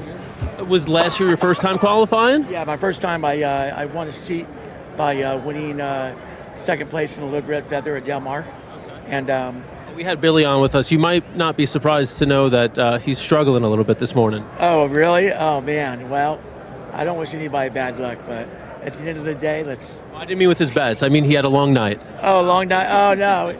We got smart. I had long nights last year, and I go, oh man, this is not going to work out. So we kept it short last night. We went to top side to the cocktail party or whatever, had some hors d'oeuvres, drinks, went down on the roulette table, which I've never played before and I never will again. And yesterday in the contest, I actually lost by 72 cents. Yeah, I came in with, there was 14 seats for next year for double qualifiers, and I came in 15th by 72 cents. Hey man, my new least favorite number. So I got some out of it, right? How did you do on roulette? Oh, terrible. Yeah, terrible. My buddy, and I work in Hawaii, right? So my buddy gave me $50 to put on black. First one I bet, he lost. So, you know, it sucks to go back and tell somebody, hey, you lost, because they always think you kept their money. Yeah, and they made us put our video phone. I was going to take a video evidence. No, put your phone away. Put your earbuds out. Yeah, come on, man. You know, rookies, you know. We jumped ahead a little bit. You started touching on, you said you live in Hawaii. What's the origin story of the family, and have you guys always been into racing since you were kids? How did you get into that part of it? Yeah, actually, we left the house when we were 17. We had a legal guardian. Where's he at? Yeah, this guy, John Ashilian, was our legal guardian. He's the one that got us into horse racing. And then, unfortunately, he passed away when he was young, 24 years old. But we kept going, because he got us into it. And, we liked it, and, turned to loved it, He's looking down right now going, all right, the boys are there, so he's... What memory specifically do you have with him being at the races and that sort of thing? Oh, man, he knew how to handicap, and his dad, Ben, created this system of handicapping, so he taught us that, so we use it in our daily handicapping rituals, and he was just a good handicapper, and he was like 6'3" Armenian man, so... And, we were only 17, so you weren't really legal to bet, but everybody would clear the way when a big Armenian would be walking up to the gate, and we'd follow behind, make our little bets. You guys, oh yeah, we're with him, man. So yeah, he was a good dude. He was actually our boss. He opened a restaurant, and he was a manager of a restaurant we worked at, and then he moved down to Carlsbad. We went down there with him. He became our legal guardian. We were managers at the restaurant he opened. He was unfortunately in an accident and passed away, and his memory is just every day, John Ashilian, and we're here because he started us, doing it, and sometimes we go to the track with like $2, and we'd play the pick six and get a carved roast beef sandwich, and we'd sit there and watch pick six. And sometimes, I think he won one time. I never did, but then we'd have to hitchhike home because John would leave. We're staying. We'd hitchhike home, but it was fun. It was a good time, and I wish he was here, but he's here. Yeah. Absolutely, it's a great tribute to him. Bringing him here along with you. He taught us the horses. We taught him how to surf. There's not too many Armenians out in the lineup. We have an Armenian who can hear this show. He's our one of our producers, videographers, and our VP. He's an Armenian. I'm sure he's enjoying this conversation as well. That was his name, and we're going to have to contact his brother. His brother still lives in Whittier, but we'll see if we can get a hold of him and stuff, but... It's all been fun. Dan, can you get them to hold up one of the photos to the camera? Oh, they wanted you to hold the photo up. They were trying to get a clear shot there. As we're doing that, I'll ask you just to get, kind of thinking about your strategy for this contest. This is your first time in it yourself. Yeah. So how are you approaching this? I mean, is your goal just essentially beat him and that'll do? Yeah, beat him, obviously, yeah. Beat everybody else, too, but, I just use the system that this guy taught us, his dad, and just the things I've learned along the way, I mean, names of horses, obviously come into play. Your favorite jockeys come into play, so, I mean, anybody can win this. It doesn't matter, the favorites, that's just public opinion, So, I don't like favorites a lot, but I do lose because of them, so, yeah.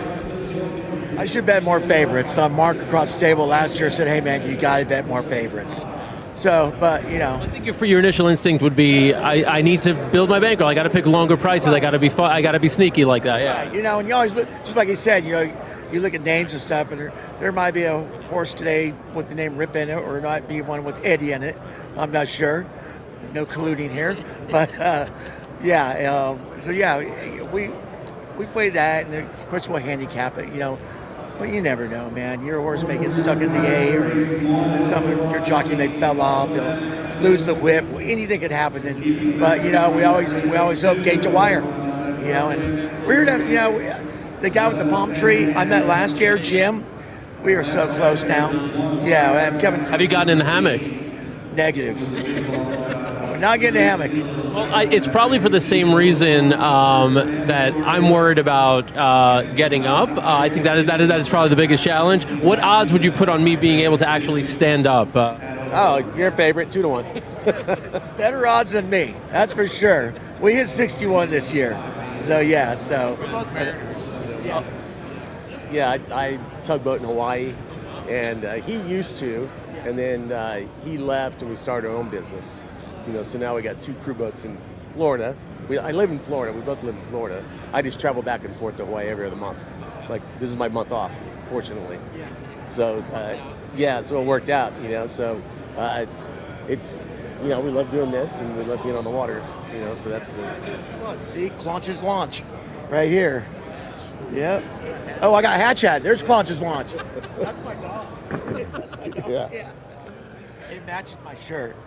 It looks good. Everything's on point here. All right. Well, we're going to look for both your names on the leaderboard, Eddie and Rip Claunch. Thank you for spending a few minutes with us. We appreciate it. Right on, man. All right, man. Thank you. All right, we're going to kick it back to the set. Those seem like the coolest dudes, honestly. Great vibes. So I had met them right after I got out of the hammock, very gracefully, I might add. I did not want that filmed. That's fair. Just in case, Scarlett took a tumble out of the hammock. But I actually did it very elegantly. I was complimented on my exit strategy. But no, he was dapping up Jim, being like, this guy's the best. He's the best. And I was like, Dan, you got to go talk to these people. I feel like you're going to get along great. So more of the fun, unique characters of the NHC. We've had a whole cast and crew roll through the set and field interviews. Is just characters, I mean, it has to be to It's get Horseplayers, right? Horseplayers. We all know we're the best characters, right? If you want an interesting story, if you want boring people, right, you're not going to come to this room. If you want interesting people and characters, you come to where Horseplayers are, and Horseplayers are here. Place to people watch, period. But so we do have. I have a pick. I have a selection for this race coming up at Gulfstream. It's not a mandatory, I don't think, but I do think it's a decent contest play at 7-1 odds, which is the one Norman Gito.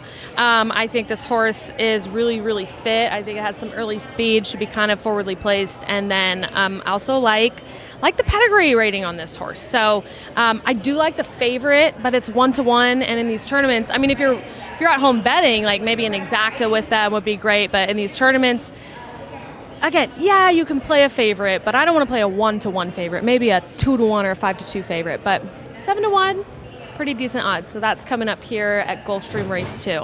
Yeah, which, I mean, even if you're not playing in the tournament, you might as well be betting on some of these races at home. Or all of these races. All these races, yeah. So, yeah, I mean, if you're playing right now, what you're really looking for in these early races, if you're playing, you're looking for, that horse like Alexa just gave out, 7-1. I mean, that's a good odds range for a play at this point in the day. If you're not playing these races, you're sitting out and you're hoping all the favorites win, right? You want the lowest price horses possible to win, because you don't want that 20-1 horse to roll in to really hurt you before you even started firing your bullets. Last year, I did well in this tournament. I cashed on both of my entries. I had 2, made it in the top 10. And I will say, I know a lot of people hold their bullets, hold their selections till later in the tournament, but I played a lot early, and I do think there's a bit of an advantage to that. I think, getting on the leaderboard early is good. Also, more people play those later races, so you're more likely to not have a unique selection. Like when I was hitting 10-1s at 9 in the morning, nobody else was playing yet. and it made those picks more valuable. Yeah, so I say play your best selections no matter when it is in the day, even if they're all the first 10 races, just play them.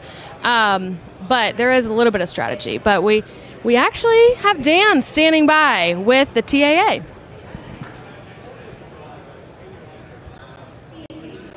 Because they just threw it to us. We're Wow, live. that's on the run. We're live, right? Oh, we are live, right? You're you guys live, see us? you're live. Okay, good. All right. Well, hey, it's live streaming, so what better than having a shot that's all over the place? Anyway, I'm with our friends here at the TAA. Alex is like, this bastard. He's like, don't be talking trash about me. This has been here. This is like a staple here at this event every single year. Asked you this question a million times. You get it all the time. So what does the TAA do? What is the TAA? So the Thoroughbred Aftercare Alliance is the national accrediting body of thoroughbred aftercare in North America. We make sure that horses coming off the track are getting good homes and second careers by accrediting the nonprofit organizations that actually take them off the track and teach them new skill sets. And then we collect funding from every aspect of the industry, including the Horseplayers here at NHC and including NTRA. And then we distribute that in grant funds to our accredited organizations every year. And so what are we looking at here on the table? We have a lot of different merchandise available in exchange for donation, and everything goes to support aftercare. Any of the horses at all those facilities, it goes towards that. What's up with all the candy? Do we know what's Stacey going on loves with Mike candy. Abernathy? He was all around here before. Does anyone get candy, or it's donation as well? The candy is free. Yes. Oh, I thought there was like a minimum donation for like $1 for the candy, $50 for this. How does that all work? Well, we are doing a donate to win prize this weekend, where any donation, apart from getting swag, will enter you to win 4 tickets to the Santa Anita Derby coming up, or $250 in Horseplayer.com credits, or a tour of old friends. So any donation will get you that. But we'd, of course, love to give anybody candy. Everybody needs a little sugar rush on a long day like this. And we also have lovely pens that become lucky pens if you donate to Aftercare. I've heard of those. I need like about 100 of those. So we'll be donating. Are you much of a handicap? Are you betting these races on the side here? Not really. Just getting the tips from everyone that comes over to the table. What's the best tip you've gotten today? Oh, we haven't had a lot. I don't know what Catherine's saying. Wait, who is it? What did you say? We hear it's good to bet inside speed. At what track? At every track? Yeah, whoever's fast on the rail. Are you going to come? All right. So the 1 horse, the 2 horse, if they have speed, or any horse that gets to the rail. Okay. Yeah. That's a good tip. Let's give people one last tip. How can they support the work of the TAA if they're watching from home right now and they're not actually here? Yeah, anybody can make a donation on our website at thoroughbredaftercare.org and just click the Donate Now button, and that all goes right to the horses as well. Before we throw it back, we'll go with the 3 Musketeers. You don't see 3 Musketeers that often anymore, so I've got to go with it. What's your favorite? All right. Go, Cash. You? Twix. Wow. All right. 3 different things. Guys, you want anything? I'll bring it back. No, Dan. I think that you're high chews over here. Dan's not lying when he says that he loves a candy. There's just a rogue open pack of high chews over here. And so over at the TAA table, he's like, I see that you guys have a candy situation. And that's the only way that you make it through multiple days of live streaming an event. Sugar overload? Sugar overload. Caffeine overload? We've got Mike Abernathy here with us. Mike Abernathy, the NHC Tour Gymnase Award Rookie of the Year winner. And congratulations, first of all. Thanks, Phil. And along with being the Rookie of the Year, that also means, obviously, this is your first trip to the NHC in Las Vegas. First trip, yeah. First trip. Very exciting. Love it. 2 seats, which is nice. And just love it so far. Love everything going on. Like, obviously, how can't you? Yeah, as we watch a race here. Yeah, there's a big finish if you can hear reactions in the background. That was for the Gulfstream race. Alexa's pick, I don't know. She said the 1, right? Yeah, I think it was 4th or something like that. It gave it a good run at 7-1. But of course, number 5, the favorite, wins at Gulfstream. I saw that horse yesterday. I thought I looked at that horse. I'm like, oh, I don't think someone's going to lose. Matter of fact, he's on my pick 5. So. There you go. Yeah, I want to know how things have been going for you so far today. Today so far, I haven't placed a bet yet. I'm a little late. Some of these early races I didn't like. I see one possibility that's coming up soon, but unfortunately she floated down to about 6-1, and it's almost, I can almost shoot it at 6-1, but I have a few more coming up that I think I can hold off on it. 'Cause I don't think this horse is going to go back up, but yeah. So playing the NHC Tour this year, you played a lot of online and are you accustomed to this 2 to win in place format? Do you like this, or are you one of the guys who prefers the real money, send it in sort of contest like the BCBC? Yeah, I do like the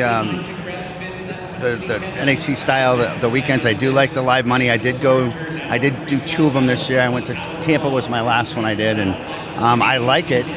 Actually, I had like brain burn when I got out of it, 'cause it's just a different way of playing. It was a lot of thinking with that, trying to keep your bankroll where you want it and then fire when you think you can. But I think I like the idea of putting in these bets early. Is this whole scene like overload for you in a way? Like not only do you have to handicap all these tracks and all these races, but you have to just become accustomed to this surroundings here, right? Yeah, it is different because I basically play in my garage. I set a little race book up, and it's just me. So it's good. Yeah, it's kind of funny. Hold on, sorry, I just want to see that. No, it's the same way with sports teams, right? People, practice is one thing, but the added pressure of everyone around you cheering, which is about to happen in 30 minutes when the mandatory goes off. The one race is the mandatories, where every single person in this room has a horse that they're rooting for. Yeah. And depending on the result, oh my gosh, it's deafening in here. Yeah, I saw it yesterday. So it's totally different than playing at home. You're in your calm environment. That's why we have, the hammock and palm tree come in. It's the comforts of home. So is there anything that you brought with you, or any sort of ritual of you being here that feels like you're just at home in your garage playing? Funny you say that, because I did. My wife and I went to this little secondhand shop, like when I first started, and I found this little trinket. It's a little trinket horse thing. I'm like, I got to get that thing. And I sat it on my computer, and here we are today. He's with me. The trinket horse. Yeah, he's there. But she also said today, like when I was coming down, said, "How you feeling?" I said, it's a little different. She said, "Well, just make believe you're in the garage." So. I love that. Yeah. So that's pretty neat too. Yeah. So this might be your first trip to the NHC, and your award that you won might be quote unquote Rookie of the Year. Yes. But that's only in terms of this, right? I mean, you are far from being a rookie when it comes to handicapping. I've played my whole life. Not as much as I would have liked to, but in my beginning years, my dad and uncle used to take me up to the track on Fridays, and that's kind of where I learned to structure bets and stuff. And as the family grew, that kind of went on the back burner. Always the Derby, the Preakness, Belmont. We were constantly watching that, and I tried to follow as much as I could. But I say when we moved to Florida about 7 years ago, and that's when I kind of started to pick it up again. And really serious for the NHC. Now, I was sitting there this time last year and saw the commercial on TV. And I said, I got to do that. Here I am. Yeah. It's a full circle moment, right? And that's a pretty quick turnaround from seeing an ad to being like, and I'm here now a year later. And I procrastinated too. I wrote it on my calendar. It said sign up for the NHC, and then on my desk at work, and I'm like, sign up. I'm like, I got to do that. And finally, I did it. It took me like a month, and then the first term I finished 3rd. And I was like, whoa, that's a floss. It's not going to happen again. And then I had another one and finished like 300th. And then the 3rd one, I ended up winning the seat. And then it got real good. Yeah. for that. Well, if you extrapolate your story into what's going on now, somebody who's watching this show could be next year's Rookie of the Year, I guess, right? Sure, yeah. And the thing with what I like about this game is, so I bass fish too, and I want Great. I think my boyfriend's watching, and literally he would not stop talking this weekend about how he's got the boat ready to go out. He's gonna go bass fishing. We live in Kentucky, so it's part of the culture. So what's crazy about it is I have a few state championships, a national title in it, but also in bass fishing. Yeah, and also think about bass fishing, right?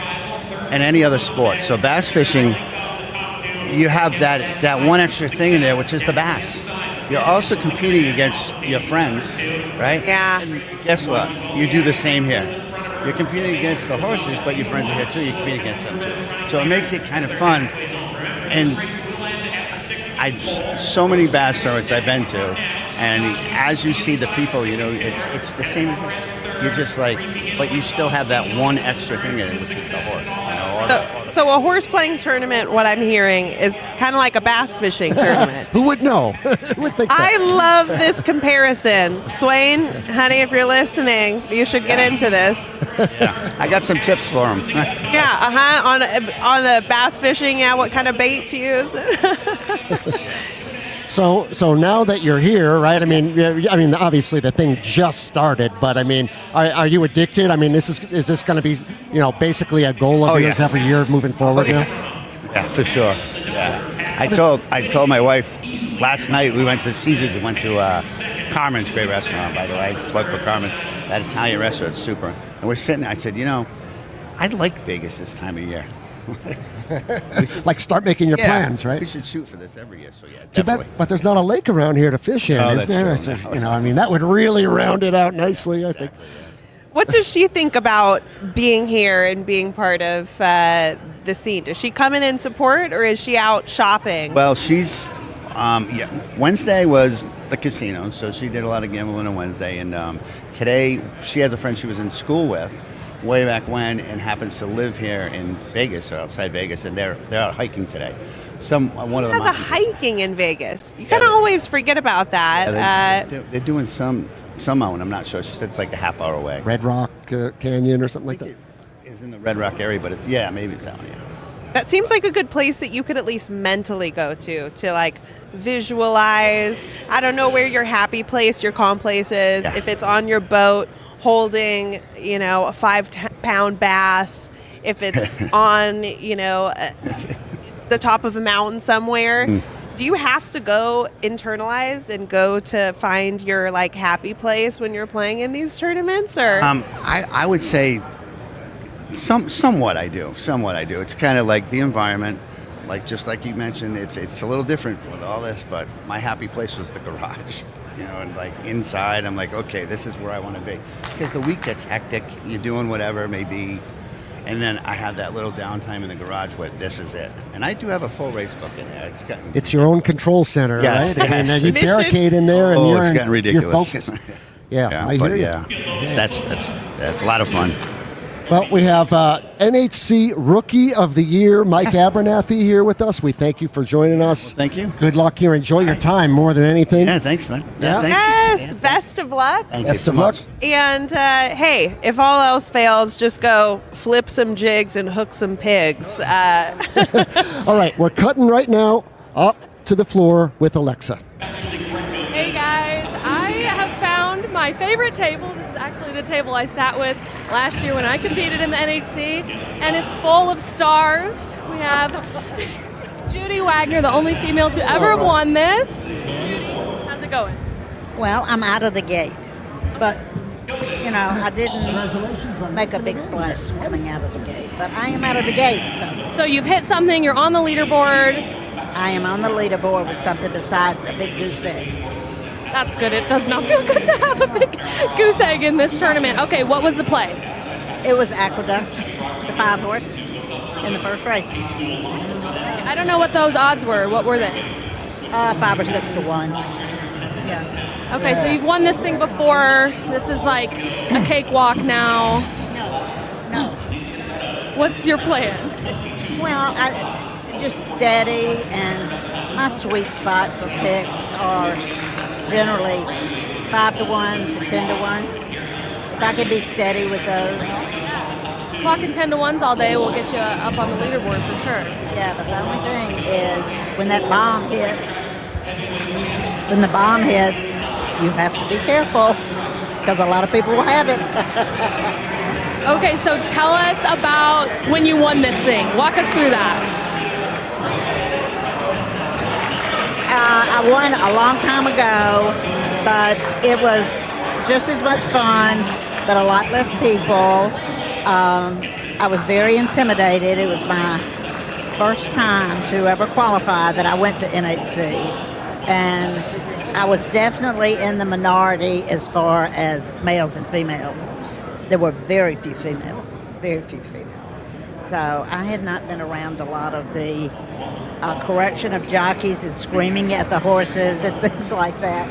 So it was fun. Yeah, there's a lot of energy in this room, and it's amazing. You're bringing it in for the ladies here. We also have Ellen over here, another female player, and Joey Johnson. He's here with his dad. They're always playing together. How's it going? I'm just excited to be here. I'm not qualified, so just excited. Are you helping your dad handicap?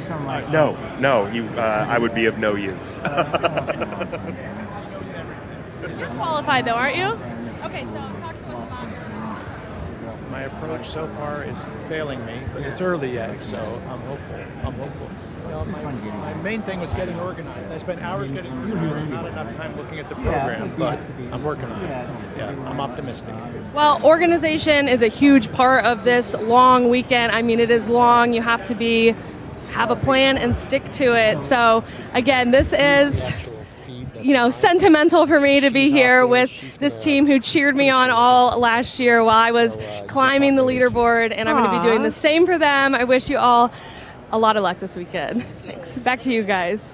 I love that table. God, my voice. This is good. I think it was that chocolate, the Three Musketeers. I think that it is the high chews are getting readily consumed. I gotta stop eating. I don't I eat way too much while we're live, but I do love that table, Judy, Joey. Great table, and now we have a really, really great table because we've got the actual star of the show, Mr. Ellis Starr himself. The Uber capper.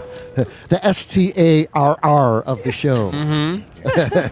Ellis, you're double qualified. What the heck? Look at you. I know it's you don't. I guess I don't try anymore. And I tried. My gosh! I tried last year. I tried last year, and I didn't get my tickets till February. I got both entries in February, and this year I kind of tried a little bit, and I just decided to go to Horseshoe in Indianapolis to play in a great contest, Indiana Derby Day.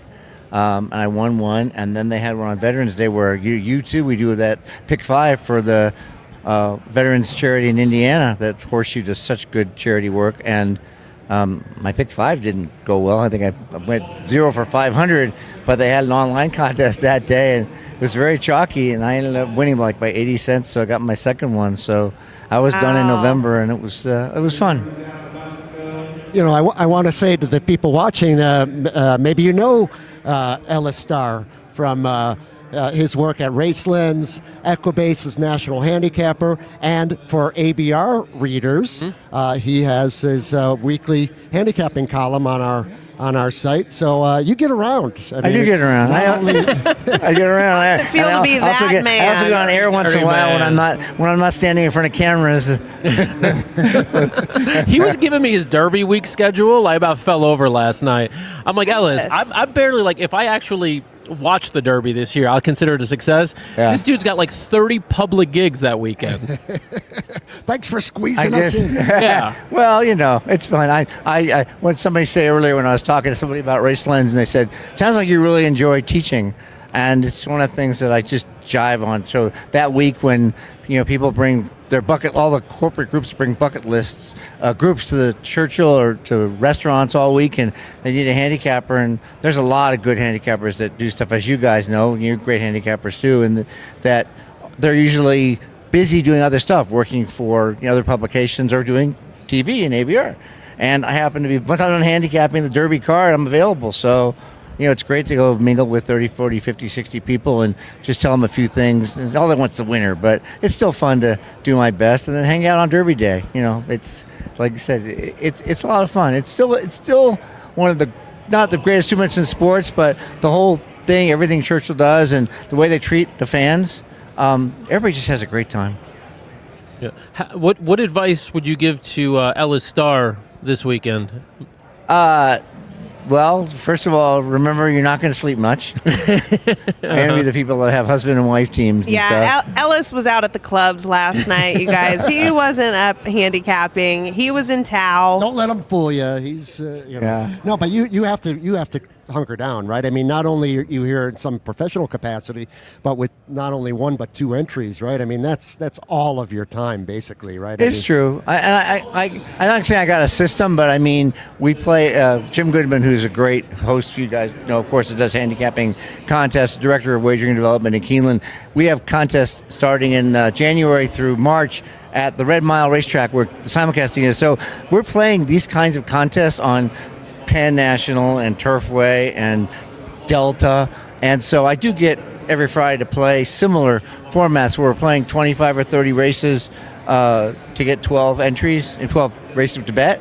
So I get that. So at least I have my system down in terms of doing the races, but now you have to go through 150 races as opposed to 30 races to find the plays.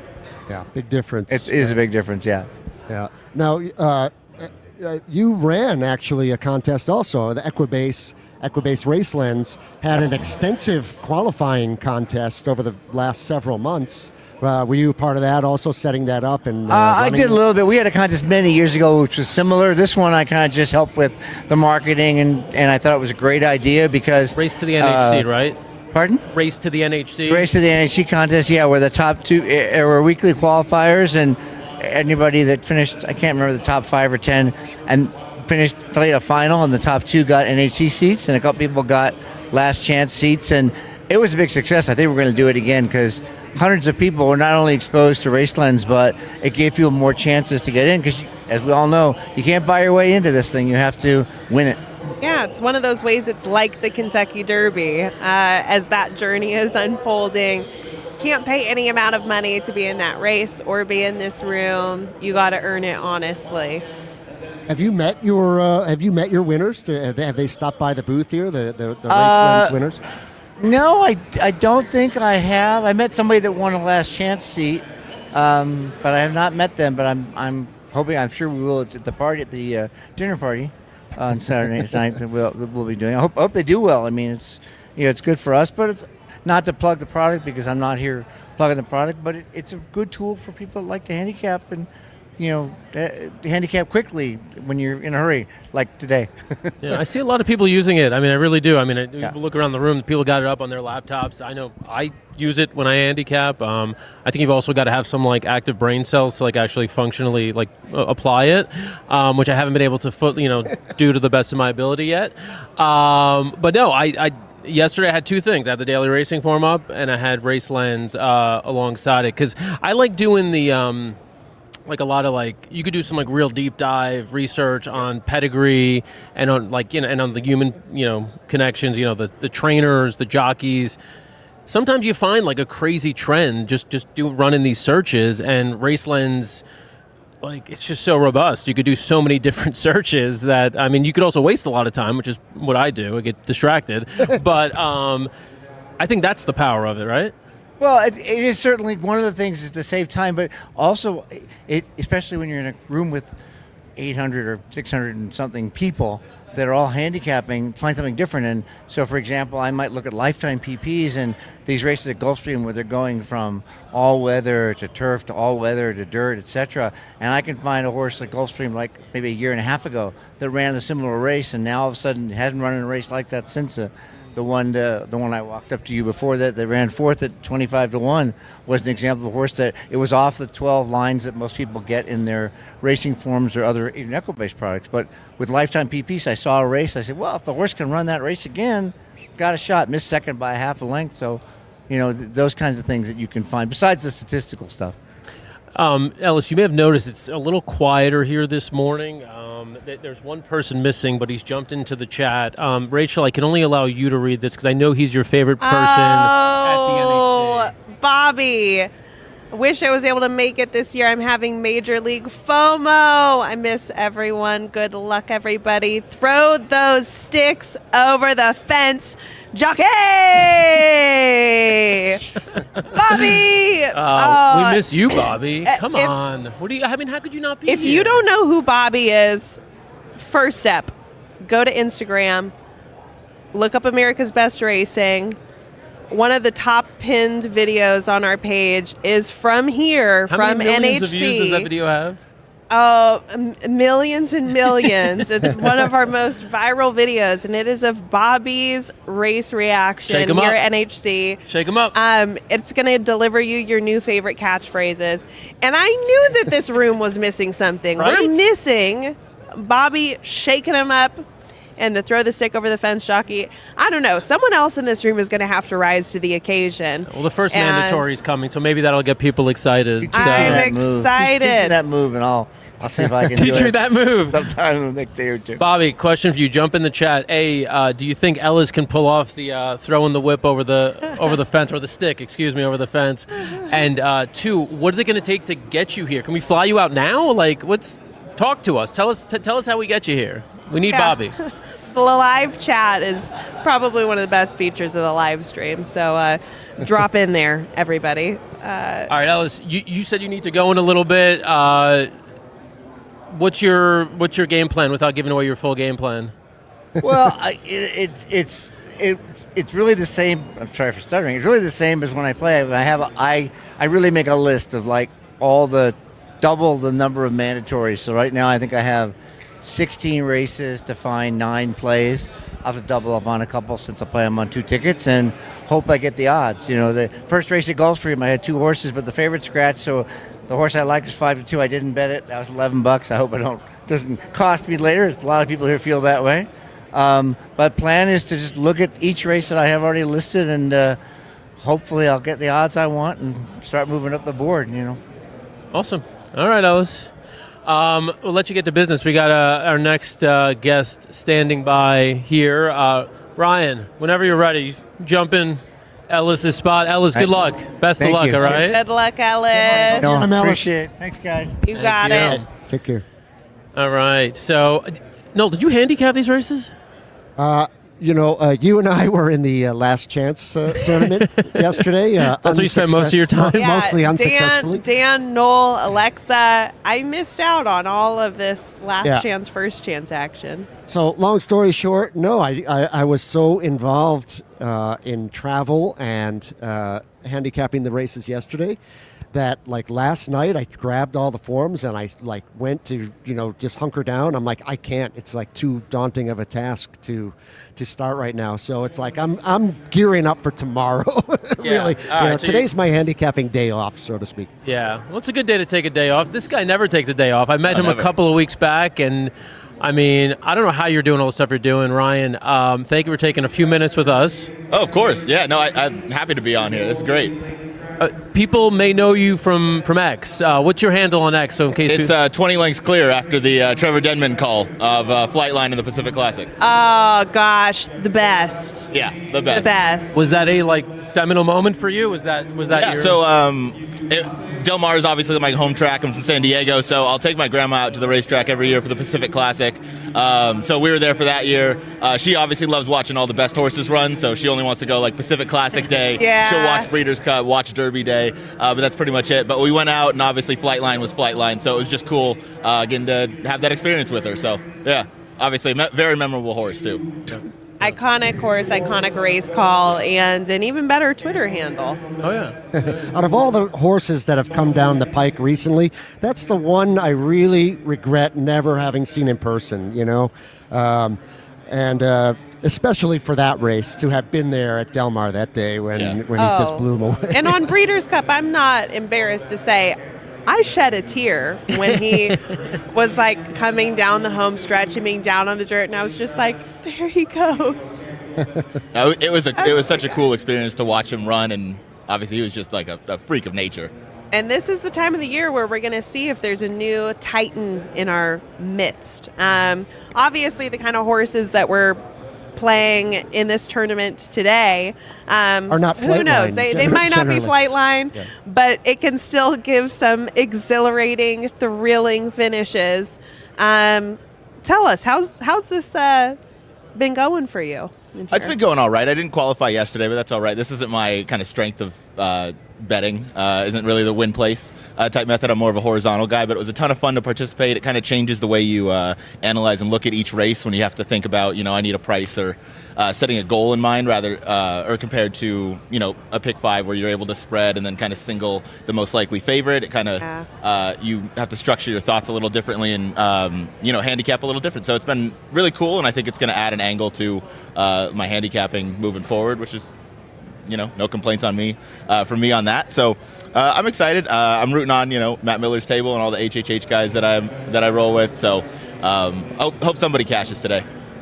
It's one thing about handicapping, playing the horses. I mean, you never stop learning, right? I mean, no, never. Anybody who thinks they know everything, and that includes all the guys behind me in this room, guys and girls, is that anytime you think you know everything, you are quickly humbled by this game, right?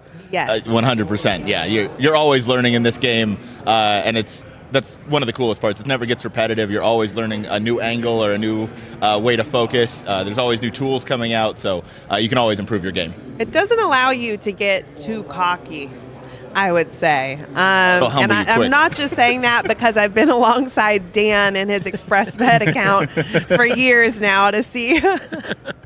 Good plug. By the way, I use all of them. Like once the money's gone in the Express Bet account, it's on to TVG, and then it's on to whatever else is out Twin there. Spires. FanDuel, just rotating through. All of them.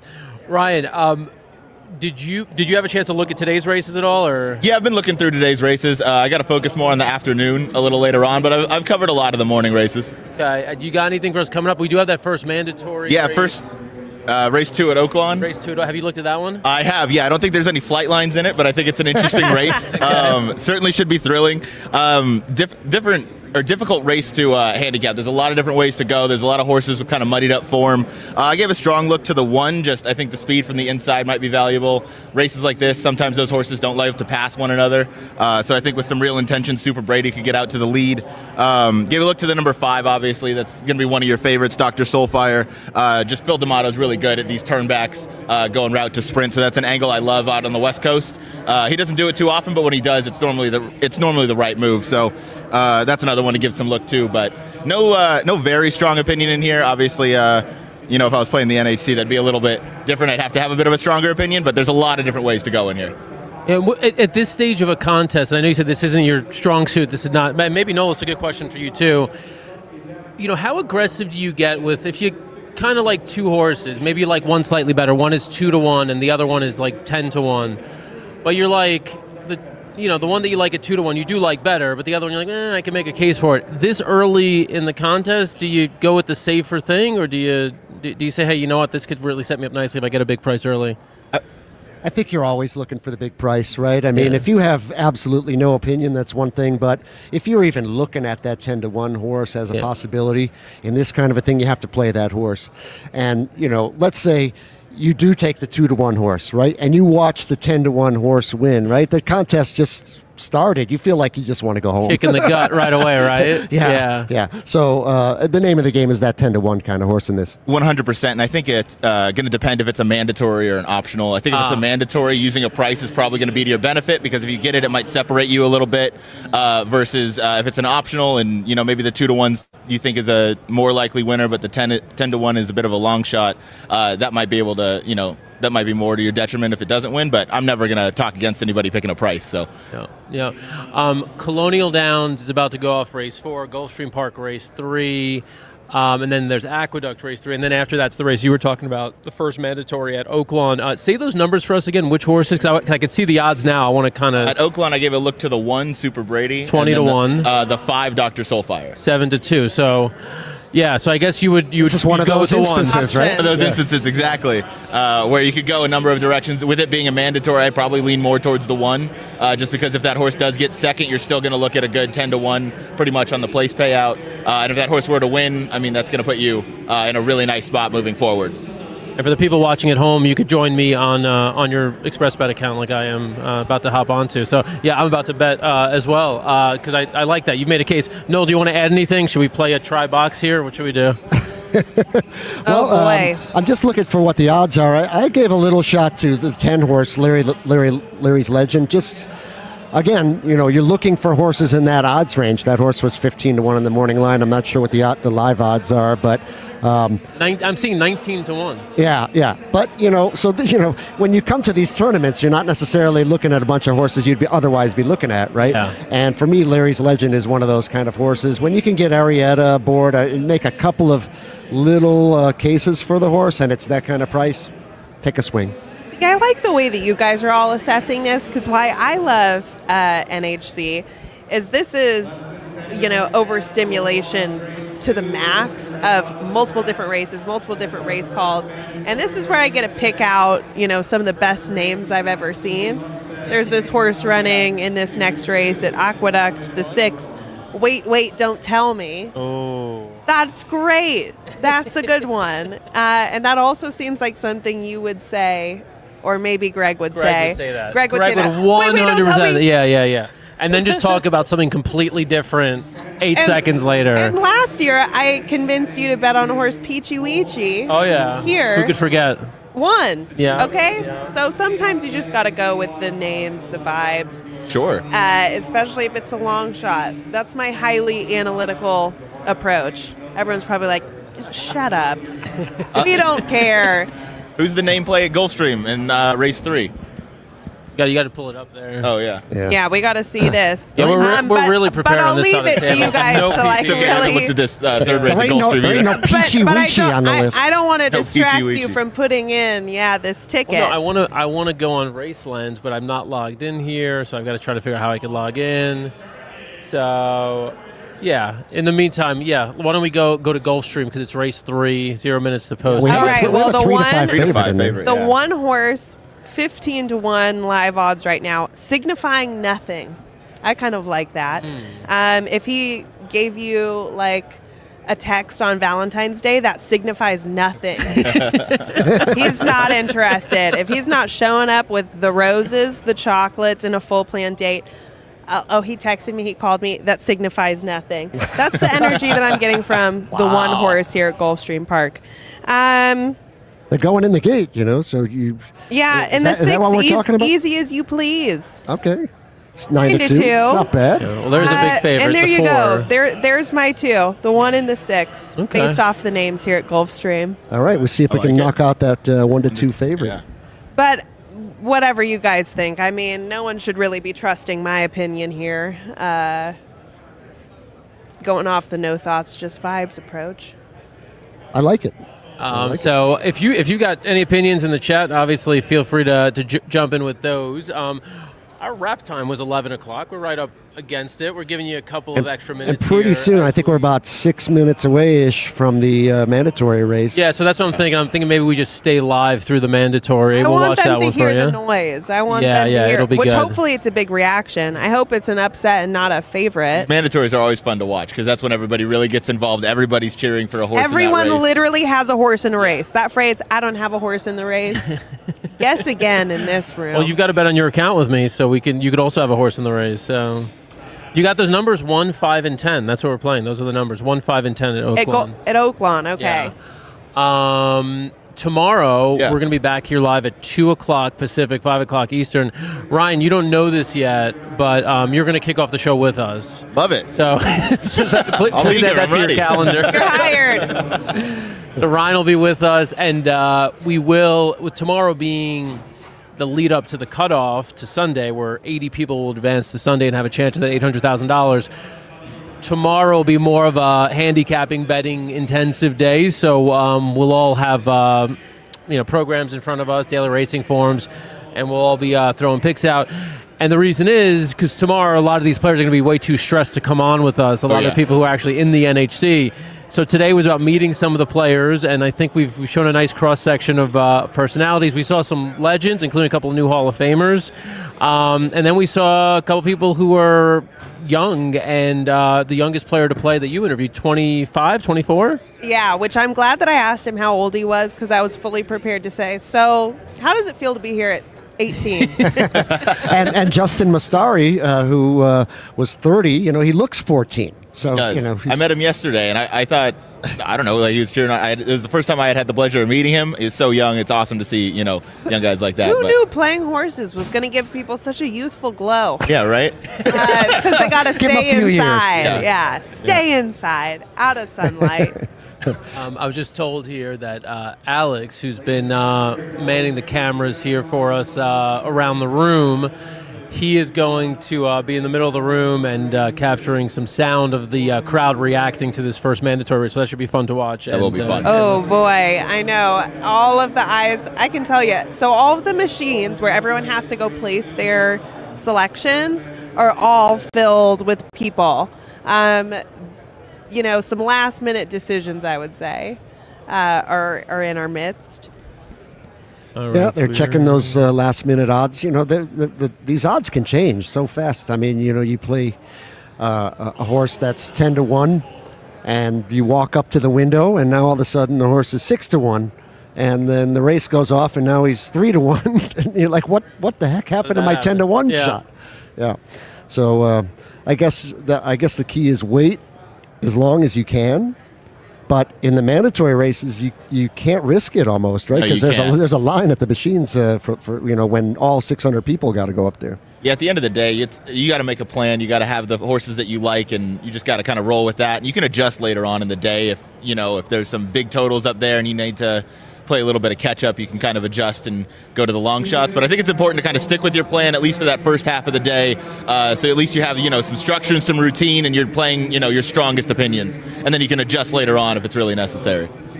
Yeah, it's a marathon, not a sprint. Exactly, right? It's a marathon, not a sprint. We got 3 days. You got to pace yourself for sure. Yeah, this is chess, not checkers. We've got full screen now on Oaklawn. This is an interesting. What filter is this? Would you say, Rachel? I would say that if we're going like OG Instagram, that's like a sepia. I don't know what's going on with it. A little yellow hue. It's kind of like you're looking at the track through rose-colored glasses. Yeah, it's dramatic. Do we know, is DRF live? Because we wanted to kick it over to them. Does anybody know? Do you guys have any indicators DRF live? Because if they are, they are planning on being live this afternoon with more coverage after this. So are they live yet? Do we know? It doesn't look like they are yet, so based off of me, peeping. They haven't angrily come over here to yell at us yet about to get out of the way for stepping on them. No, yeah. So DRF is planning I think 16 hours of live coverage. So that'll follow us today, and then like I said, tomorrow they'll do early coverage, and then we'll start 2 p.m. Pacific here. Carry it right through till the cutoff. So we're going to find out who makes it to the final day, and then Sunday we're going to do from noon Pacific all the way through to the final 10, and to see who wins it. You're still planning leaving on Sunday? There's no... no, I think I'm going to change and stay through Sunday. Change? I think that's the plan now. I think that's the plan. That really took some convincing. It's not hard. Can we offer you a hide shoe as a thank you for staying with us? There we go. That's even more worth it now. Just an unmarked... wrapped... Yeah. Little do you brick. normally accept candy from strangers? Candy. No, I was told as a kid not to, but now I make my own choices. So that guy looks trustworthy to you? Come on, I'm like Santa Claus. He has a sweater vest on. Come on. Yeah, This is a very trustworthy, upstanding member of society. So this is the calm before the storm, right? I mean, this is the first mandatory, the entire tournament. Yeah. They picked in my opinion, they picked a really interesting race. It was 12 horses scratched down to 11. What I also like, people are in the chat dropping their picks here. They're telling us who they would play if they're in the contest. I'm assuming none of these people are actually playing and sharing their picks. These are people who I think are betting from home, watching from home. Thank you for everybody who's joining us and watching right now. Alex likes the 2. You got some agreement with you here, Ryan, from Big Sexy, unless this is your burner. They also like the 5. It's his mother. Is it? Yeah. Bill likes the 7 here at 14 to 1. Look at that big chunk of money my 10 horse just took down to 13 to 1. Wow. And Bobby's being coy. He's not giving us his pick, but he says he loves and misses us. Ellis, throw everything over the fence. Make sure you guys go to table 7 and 6. Our friends from last year are still there. Rachel was pissed. Rachel was pissed. I don't know if that's a friend or if. That's you. All right, more picks in the chat. Bobby, who do you like? Don't hold out on us, man. If you got a pick, let us know. So we've got multiple people who like this 7 at 13 to 1. What are you seeing on the 7? Anything interesting there? Somehow I ended up at Fairgrounds. Hey, which by the way, at Gulfstream, signifying nothing. He's led most of this race. 7. He's not going to win, but. If signifying nothing wins this. He's running a big race at 15 He is to 1. running a huge race at 15 to 1. Because that's the 2 to 5 favorite bearing down on him. Again, Passing him. signifying nothing. Yeah, maybe gets second, which is actually, a significant amount of points. Oh, no. Maybe not. No. Hey, but the fact that Still ran a good race for being one of the longer shots in the field. There you have it. To answer your question, Dan, I didn't see too much on the 7. And here, his only dirt effort didn't enthuse much. But, yeah. I mean, if he gets back to the synthetic form, then, I mean, he can compete here for sure. But off that last effort, getting beaten 24 1/4 lengths, he had some trouble at the beginning of the race. He was shuffled, he dropped back, and maybe he didn't have much of a shot. So maybe second time out, they're just kind of find something. But he's taking significant money down under half of what the morning line was. Yeah, and he's almost 3 months off after that race, too. Doesn't really inspire confidence. But you know what? That's why the horse is 15 to 1. And if you can find an angle on a horse that's 15 to 1, that's who you play here. So they're going into the gate now. You can see them on the right side there. This is the first mandatory race of NHC 2025 weekend. We're not going to try to talk over a lot of this race, right? Because it's going to get loud in here. I don't think we have sound from the race, so I think we're not. So we can kind of narrate. We do have Alex's sound, yeah. So Alex will be in the middle there. If it gets really loud, then we'll just shut up and listen to the sound of people screaming. I'd imagine when they turn from home, it's going to get pretty loud in here. I did follow your advice. I bet an exacta box 1-5-10. Oh, that would be huge. There you hear the... And the track announcer at Oaklawn is announcing this is the start for the NHC mandatory races. It's always good to get a shout out, right, from the track announcer. Heck yeah. How about the 7? Bill doubling down. Still 7. coming down on the Bobby 7? likes the 9. There they go. The 7 showed speed today. Yeah, 7 out the gate. Quick. Lining up. My 10 is up there, too. I'd say the only one that's definitely out is the 1. Sorry to anyone that bet the 1. Uh-oh. Wait, no, it's early. It's early. It looks like a little pony chasing him down back there. Stop it. No, he's that got was him right Ryan's where he pick. You're wants hurting him. Ryan's feeling more than anything. That was you were the one who said the 1. I'd said the 1. He's only 15 lengths behind. Only he got 15 him right where he wants him. Tony the pony. Noel's 10 is up there, though. If we could bring a 10-5, we'd be This 10 thrilled with horse, that. guys. Wow. Noel, I hope you bet this. No, I was too busy sitting here. 10-5. Come on, 10-5. Come on, 10-5. Come on. Guys, this 10 has a chance here. Bobby's Really 9. has a shot Bobby's here. 9. Oh, come on, 10. Right back. Oh, here comes a 5. No, we're not going to beat this 9. Oh, my God. Oh, 5. Wow. All right. Well, good call on both the 5 and the 10. They both ran pretty big races. They both ran decent. 5 left himself with a little too much to do coming for home. And Tyler wide, Bacon's been great. He was the rider on the 9. He's been so good this meet. That wide move on the turn for home, everyone flattens out. No, you got to be a pretty special horse to kind of keep that momentum going, especially trying to get by a horse who's been on the front end, especially a horse that's been on the inside. Now, I think I didn't see exactly when this horse hit the lead, but he turned for home on the lead, and that's usually that puts you at a major advantage at Oaklawn. Tyler Bacon was aggressive out of there and just kind of sent to the lead. The 10's had a great trip, and I thought looked pretty good turning for home, but Tyler Bacon's had his horses in all the best spots for a lot of this meet, so... That was an interesting horse. I mean, he was 4 to 1, so that's not a horse we were talking about a lot in terms of the tournament played. But, this horse has all these 2-turn route races. He had one recent sprint race. Today's race was 6 furlongs. 2 races ago at 6 furlongs was by far the horse's best recent race, I think. So, if you did play that horse, there's nothing wrong with getting $10 on a horse like that. Not at all. Bobby sent us this message literally as the gates were closing, like as the horses were fully loaded. We need now your picks with at least 5 minutes to post so that we can actually bet them. If you're going to go ahead and pick winners, you could give us a little bit of heads up so we could bet them with you. Come on, Bobby. Lock it in. Lock it in. All right, so I think from what I'm hearing, what I'm seeing, DRF is not yet up, but keep an eye on their channels. I think they're still attempting to get up, and if not, we will. You'll hear from us at some point. We'll be in touch. We'll check in. You'll be hearing from our lawyers. No. Yeah, exactly. But no, we will be live again. Just as a reminder, all 3 days here at the NHC. Back tomorrow at 2 p.m. Pacific. Then again on Sunday at noon Pacific. For those watching at home, hope you enjoyed the coverage. Rachel, great job working the room. Noel, spectacular job. Ryan, you as well. I think I'm going to go back to the hammock. You going back to the hammock? I don't know. Yeah, I'm jealous. I mean, you had the prime gig today. With the palm tree guy, anyone who's been coming, if you've been here, there's a guy who literally brings his palm trees into the room with him, and he's known as the palm tree guy. From Boston. And now he's the hammock guy. Yeah, he's the hammock guy. And it was good. That was, Rachel looked so relaxed. She was just chilling. I could tell you didn't want to get up at all. I didn't.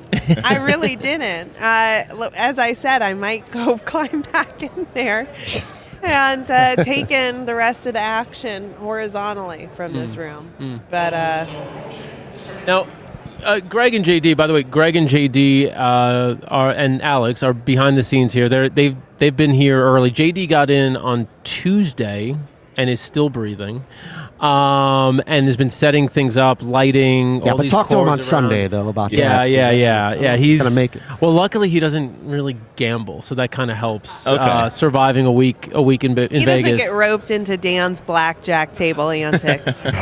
No, but he'll be hitting the nightclubs at 2:30 in the morning. He will. But yeah, so they've been here doing all the setup. Want to give them a huge shout out. Because this is a massive operation. I sometimes take pictures of the cables that we bring out to all these things. It's so many cables. Yeah. It's just that's all. It's just so many cables. All I could say. I was going to propose to you. I don't know if you guys. What do you guys give me a nod? I could tell based on your expression. JD already looks concerned. Do we want to put up a be right back and kind of put the show on pause until we figure out what happens with DRF and give it a little bit of time? And if anything, maybe, we can come back for another race. Does that work? Okay. Yeah, but do we have a we'll be back thing? All right, cool. All right, so this is what we'll do. We're not going to totally end the show. If you're watching this, you've been enjoying it, hang on. We're going to see if DRF doesn't have coverage here, we may be able to come back for another race or two. We'll probably bring Alexa back in and see if she can do a race with us. But anyhow. Just, for informational purposes, the next mandatory race is 11:51. That's Tampa Bay race 5. Okay.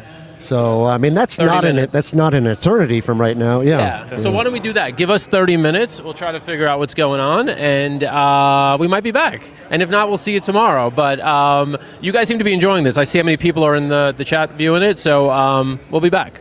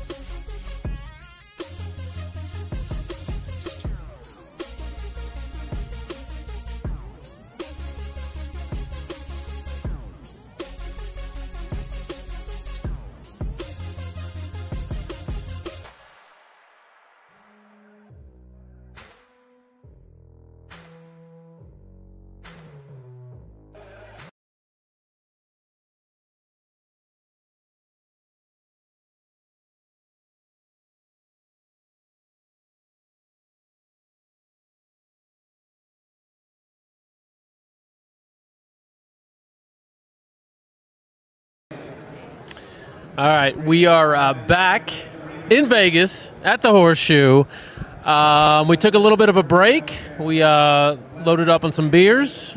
You got another cough drop? Yeah, you guys loaded up on some beers. I loaded up on another cough drop. What can I say? It was a bold move going back-to-back from a Cabo bachelorette trip into a Vegas work trip. You know, I'm recovering. I'm feeling better. I don't regret anything. I'm seeing Pitbull tonight. And as much as I love being here for this, I have to be honest. I was like, I got to get there. I got to see Pitbull. I was in the club in Mexico, you know, dancing to all of his greatest hits. And I was like, I can't believe I get to see this guy in Vegas next week. This is crazy. So I've got a cough drop. Y'all have got beers, and y'all also have some picks, I think, for some of these next races. So we're going to have fun. We're going to keep the good vibes going. Cheers to you making it to Pitbull. Yep. Cheers I don't know how you made it for- back from Cabo, Rachel. I did one of those for a bachelor party once, and it took me 2 weeks to recover. I don't know. Something's not right in my body. I don't know what to say other than just something ain't sitting right. Did you tell that to the hammock guy before you hopped on? Why do you think I didn't want to get out of there? I was like, this is the first time I've known peace. I was fighting for my life through airports yesterday. I was, you know, saying a prayer, taking a lot of medications to get through the skies cross country because it was a lot. Touch and go. I don't want to bring all the details into this because well, actually, I want the details. I want the details, but I want them after the mandatory race that's coming up at Tampa Bay Downs. So there's 1 minute to the fifth race. Important to note that Bobby, listening to us, came in early with a pick. He not only came in with a pick, he gave us an exacta in this race. This is the second mandatory race here of NHC 2025 on NHC Friday. He's got the 11 Woodstock Flight, and the 7 You Talking to Me. So a 7-11 exacta for Bobby. He also gave us some picks at Aqueduct. I don't even know if that race has gone off or not. And by the way, we just heard that there was a 95-1 shot that won at the fairground. So expect some movement in the leaderboard. Ryan, how do you see things shaping up? Yeah, I was going to say, we haven't really seen those long shots come in, and as we were getting ready to go live, a 95-1 shot decided to win by open lengths at Fairgrounds. But yeah, this race at Tampa coming up is competitive. You could go a number of different ways. I'm looking probably towards the 6, Mr. Crowley. I don't think there's a ton of speed in here, and I think this horse has the chance to go wire to wire, or if not, sit very close if someone else decides to be aggressive out of there. I like that call, and oftentimes I'm looking for, especially in like softer fields, claiming fields like this is like lower level racing. You could find horses who are stretching out from a distance, which is like a sprint distance, going, you know, in this case 6 furlongs or 5 furlongs, which is, you know, about 3/4 of a mile. Now going past a mile to a mile and a 16th, like this horse did in his last race. And you saw, even though previously that horse was off the pace, obviously given the horse's speed in a sprint race, was on the lead. And now in this race, you pointed out, because I did a quick scan, that's always how I start. Right? I'm like, let me see what the speed is in this race. Is there a lot of speed? Is there no speed? I didn't see any horses with a bunch of 1s by their names. So I'm like, all right, these horses, you know, not many of these run on or near the lead. I like Mr. Crowley as a pick there. I also agree with Bobby. I like the 7 a little bit. And if you like the 7, you like the 9 because they're kind of they're coming out of similar races, and I think the 9 is done a little better. And then Eddie the Great is a little sneaky to me. Last couple of races, not so much, but if you go like 3 and 4 races back, those are numbers that would win this race. So Eddie the Great is the 8 horse at 7-1. Your 6 is 4-1. And then we got the 7 at 9-2. How about you? I'm still trying to get my DRF this page thing just to load doesn't here. seem to want to be loading here. You want that for a second? Yeah, I mean, let's see. What magic can I work here? We circled E minor as a just a sort of the moment. Okay, play. yeah. So the 3 horse, anyone who watched the Super Bowl halftime show is familiar with A minor. Well, 3 is E minor, or should I say E minor. You wouldn't let that opportunity. Didn't let that go to waste, no. And I have such good genes for shuffling back and forth. You guys don't even know. That little dance move, the little two-step. I mean, you're not locked into anything, so you want to do it? I mean, not right now. Okay. I'm juggling a lot here. You are. What do you have on your lap? What do you have? 32 items on your lap. I have a water. We have a whole table here where you can put things. A phone. I don't like clutter. I would rather have put this on the clutter table. in my crotch than on the table. All right, let's go back to the mandatory race here at Tampa Bay Towns. All right, they are, seriously though, they are going into the gate. They're almost there. You want to give us a quick pick? You? Is that what I just said? E minor? That's your pick? The 3? All right. I like the 7. You talking to me. All right. I'm going to go with the 8 for a price. I'll go with the 6, Mr. Crowley. All right. So we're not full screen here. I thought we'd be full screen on the, maybe if I could full screen this. We'll see how this looks. Hold on. All right, so it's top right there is Tampa Bay Downs, and it looks like the 5 is on the lead. Yeah. And Mr. Crowley, the horse that we said would show some speed, is sitting right off. So, I mean, Napoleon's War is the long shot in the field. Kind of the only way this horse could have gone was go to the front and be aggressive. So you don't mind this setup here? Things kind of shaping up pretty nicely into that turn. I don't mind it. I probably would have liked to see the 5 on this easy lead, but I don't mind. Or the 6, sorry, on this easy lead. But I don't mind seeing the 6 in a good spot here. A lot of people, by the way, have been asking us questions about Dave Portnoy. Rachel, you went over and you interviewed Elio, who's in the contest. Portnoy's with him. We did speak to Elio, and tomorrow they want us to ask a lot of questions of Portnoy. Do you think you grab him tomorrow? You know, I'm going to try and work my magic. He's trying to keep like a low profile, you know? Yeah, in a room filled with 800 people who don't care about anything. Yeah. Like 800 people are just like, whatever. Exactly. Like, this is a room full of people that could not care less who anyone is. Like, Cher could be standing in the corner like, yeah, my wife kind of likes that lady. Yeah. And that's the most of a reaction you're going to get out of him. So I think that he's going to enjoy. You're on the lead here with E minor. No way. Oh, kicking away. Look at you. Ooh, my 8 up the rail. We might have an exacta here. No, 3-9. Maybe the 8. You guys. 9. Did I just... What was the horse's name? E minor. I feel like that deserves... I'm doing the little 2-step shuffle in my chair. Dun, dun, dun, dun. Dun, dun, dun, dun. Funny play. You guys, a rose sits between 2 horse-playing thorns, and I got you the pick. All right, give me my program back. I need to get back to work here. Let's see. So Aqueduct Race 6, is that the next one? So we've got another one coming. Yeah, so we got like 35 minutes. We've got some time. So now would be a good time to tell some personal stories. Anything, what's your most embarrassing moment? Most embarrassing moment? Oh, man. I don't know. I find it hard to get embarrassed. I don't have a lot of shame, so I'll just do whatever. I'm more reasonable now. I've reined it in a bit. But when I was, 18 or whatever, I was acting a fool just all the time. I used to ride my longboard around. Grew up down in San Diego, so I'd go around with some friends. Are you talking like PB area? I've been to, a little bit in PB. When you say longboard. Yeah. Like a that's long the skateboard. Vibe that I'm getting. Oh, yeah. PB, up and down the boardwalk was a place that I frequented for sure. I think this time was in Park by Mission Bay.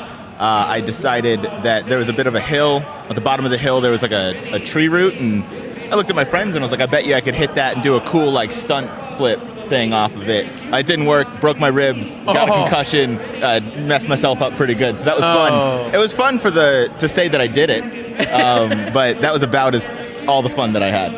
And I am so risk averse, and you know this. It's true. Horse player, but you're risk averse. That's why I'm not a good horse player. I am so risk averse. Like I fell off a bike when I was like 5 years old and never got back on. Like that's how risk averse I am. You know this. Yeah, it's true. Anytime any of us like hurt ourselves, Dan's like, well, what were you doing being outside? Why were you outside? Why were you outside of the hammock? Why? All right. Now we've got a special guest in right here, John the Clocker from Churchill Downs. Yep, Churchill, going to be Keeneland here starting on Thursday. Oh, right. Nice. That's where I started 25 years ago. So, this is a Yeah, go ahead. This is a bit of a change of scenery. You come around here often, or? Oh, this is my 16th year, I think, 15th or 16th year. Oh, veteran. Yeah, I don't clock in the winter anymore. I used to clock at Gulfstream, but now it fits my schedule perfect, really. Nice. We saw your name up on the leaderboard yesterday at the first chance qualifier. Were you already qualified, and where did you finish? You did get another entry for Yeah, something. I was double qualified for this year already, so I got one for next year. Nice, nice. Why are you so good? I've done it all my life. But there's a lot of people that they do it their whole lives. I've done it since I was 8 years old. Yeah. I grew up on the racetrack. My dad was a blacksmith. I grew up around the track with him on weekends and summers. And he rode races when he was younger. My uncle was a jock. My uncle rode 6 derbies. Who's your uncle? Jimmy Nichols. Nice. Okay. Gallup Risen Star. Picked him out of that's after he retired. And so I've been around the races all my life. That's awesome. What is your most memorable moment, either in betting or at the NHC? I was sitting next to Paul Matisse when he won it. I'm good friends with Paul. It was funny, though, that year. We're out at dinner that night. He gives me 2 $500 chips. I'm like, so I got 2 $500 chips. I really don't do casino gambling. So we're at the bar downstairs at the Treasure Island, and I'm looking at the roulette tables. Like, I'm going to go over and put 2 $500 on my birthday, on 5/13, one on each. Oh, my God. So I got looking over there, and it was packed, and people were smoking. I'm like, nah, I don't feel like going over there. So we're sitting, this one, they had a preliminary contest on Sunday. It was over on Saturday. He'd won it. So we're sitting there Sunday, and I found one race to play at Gulfstream I liked all day. It was a Nick Zito on the grass, which nobody would ever bet. But he was by a lemon drop kid. He ran once on the dirt, showed a little speed, and there was no speed in the race, so I went and bet 500 win place on him. Wins, wire to wire, pays $30. Paul looks at me after he won the $800,000 the day before. He goes, why don't you tell me you like that horse? That is such a horse fight. You always need more. It's never enough. Yeah. Wait, what did that horse go off at? It went off 13 to 1, paid almost $30, 13 or 14 to 1. That's sick. That's awesome. Yeah, so that is awesome. Cashed down for $15,000 off the 2 $500 chips he gave me. That's the fun thing out here. And this stuff like Rachel Alexander breaking her maiden. I clocked at Saratoga too quite a lot. Probably 16 out of the last 20 years. And just saw so many good horses up there. Good horses at Churchill. I like seeing them. Try to find them before anybody knows who they are, like Gun Runner. Some horses just stand out. So does that happen a lot? Like, how much of the texts and messages that you get in a day are from buddies that are maybe in this side of the game? Like, hey, no, not much really. Not much really. They kind of know I like to fly under the radar and stuff. I just like most of the time I'm tired and don't want to be messing with anybody. Getting up at 3:30 in the morning and tracking all morning, and then afternoon just watching races at home.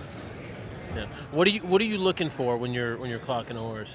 I do trip notes and everything. I watch trips and everything. What are the kinds of things for somebody who knows? Like I would have no clue what to look for. Oh, that's a good work. That's not a good it's not work. all about the time. Yeah. Just how they're doing it. You don't get paid in the morning to go fast. Some horses are just naturally fast, but then they get in the afternoon and you put somebody in eyeballs them, they have nothing. It's just you just see how easy they do and how they carry themselves flesh-wise. If they look like they're a smart horse carrying their ears, just stuff like that. Little things you can kind of pick up in the morning. For that reason, would you say, are you more of a physical handicapper then? Yeah, physical, yeah. I do all the handicap, the speed figures, trip notes and everything too. Just combine it all. Just do a lot of pedigree work and just kind of, it's tough to explain. You get like these feelings like you get on some, like it might be like so many people are stat players. You might see a stat, the horse is like only 15% going to grass, but some reason you've worked for you in the past. And you kind of look at the pedigree, so I remember this working in the past, stuff like that. And this horse is, I love playing maiden races, the clocking helps, but I like playing this, like trainer intent too. Like this horse ran bad the first time on the dirt, and now he's putting him on the grass, so you just give him a race first time out or stuff like that. You just kind of get in the trainer's mind, figure what they're trying to do. Yeah, look at the horses and assess kind of their athletic potential. So on the flight out yesterday, I was sat next to a gentleman who's playing in this tournament. And he's like, I just still, for as long as I've been playing this game, I just can't seem to get the way to dissect like the athleticism of a horse. He's like, when I would help coach my son's like little league teams, oh my God, you would know instantly if this kid is going to be able to do anything or nothing. You watch and watch for so long. Horses, yeah. You watch and watch for so long, the good ones will stand out. I'll say, visually looking at a horse, 99% of them look the same. The only horse that looked noticeably different to me in person was Flightline.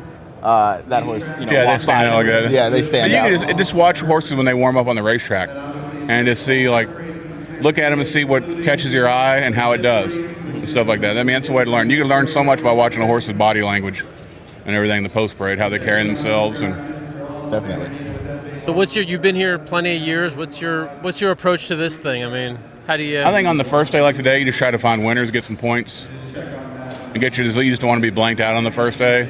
See where you go into the second day if you're going to have to reach for long shots or not. So otherwise, I just play it I like. I mean, I'm not going to play favorites, but if I like a horse, I've said I'll handicap a race and say you like a favorite, but you put horses with them for the exact, and maybe you might have a long shot there. Take your long shot in here.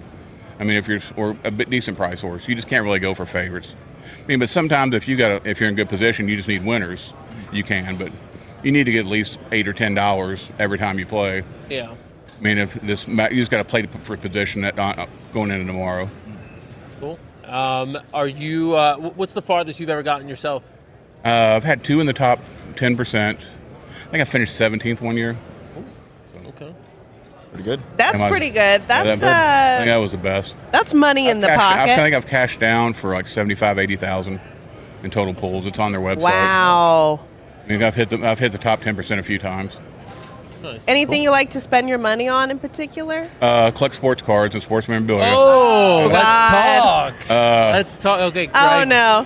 Okay, Greg has entered the chat. Yeah, I've got actually bought a Babe Ruth signed Derby program from 1936 on eBay a few years ago. What? Got a Dan's couple dribbling. Stuff, and I only really collect baseball for myself. I bought basketball stuff. It's more of an investment. I'm more into buying this stuff for now as an investment. The older stuff, the older guys, because the newer guys, you could either blow a knee out and the cards are worthless, or do something off the field, off the court. Right. I mean, that's what the whole Pokemon thing is blowing up again because they can't break their leg. Yeah, there's people buy them. But I just don't or get arrested. arrested. Yeah, or get arrested. Yeah. But I was mainly old baseball right now. Yeah. Cool. So who are your PC guys that you? I got into Mike Trout. Was the only current one I've been buying. I started buying them his rookie year and got a lot of his. Nice. I got lucky and I bought a lot of cards in 2018. Yeah, you did get lucky. I was at Saratoga in the summer playing these breaks. You can play them online. You buy it. It's like gambling. They open the packs there, and I got a bunch of Ohtani stuff there. Nice. And but older stuff. I mean, I love Noel and Ryan, the old classics. Mantle. I mean, I probably got 20 Mantle autographs. I got some Mays and Aaron, and I started collecting Hall of Fame rookies. Nice. Probably 15 years ago, but I'd get them signed, and people thought I was crazy. Oh, that's the whole market now. Yeah, those are blowing up. And look at who's laughing now. Be like I wouldn't buy. Yeah. Wouldn't go buy the mint ones to get signed. I'd get whatever had in my own collection or what I'd pick up. But I've got a Mantle 53 signed. I paid $2,000 for it. It's worth like $25 now. Wow. Stuff like that. I mean, it's Mays rookie, Aaron rookies. What's your favorite piece altogether? Probably the Babe Ruth program. Ruth. Yeah. That's cool to mesh of both kind of worlds. Yeah. I want to find a photo. There's a photo floating around somewhere of him and John Hillerick, the owner of Louisville Slugger, at the Derby that year. I want to have it framed with it. That's awesome. Yeah. Greg's telling me to tell you about. Nolan Ryan. I mean, I got 3 Nolan Ryan autograph cards. They're there are people who have 1,000 Nolan Ryan autograph cards. But we were in a break. We did some breaks together. Do you do any of the breaks? Not much anymore. I just go buy the card I want now. It gets pricey. Yeah, it's better to buy just when everything took off in 2020. I got to look at it. It got too much. It's too much of a gamble on it now. No doubt. But I did get a triple threads Nolan Ryan autograph. It's really cool. It's just like Astros, but it's like the retro Astros jersey with different piece spelling out Astros with the autograph, which is it's probably like a $300-$400 card.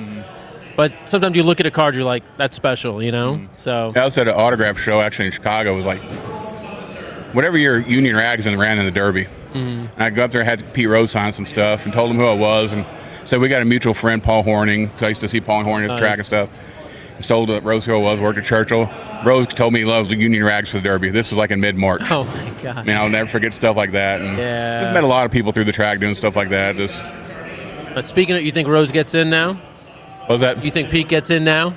Gets in the I think Hall he of Fame? should. Yeah. Should. Yeah, You think he will? I think he should. It might be. It won't be this year. It'll probably be a couple years. Yeah. Lesnar, they're reviewing it now, right? They're If back you can reviewing view it. the money line and the spread during the game on like ESPN or whatever you're watching on, he should absolutely. It's a different It's a world different now. time now. Yeah. All right, we saw you look up at the board. We know you got a mandatory coming up. We'll let you. I took the 3-horse in this race at Gulfstream. Oh, okay. Just with the play, just messing around. Oh, well, we can actually watch it. Do you I don't like mind? where he's at. He's last, going a mile and 3/8. I mean, I thought he.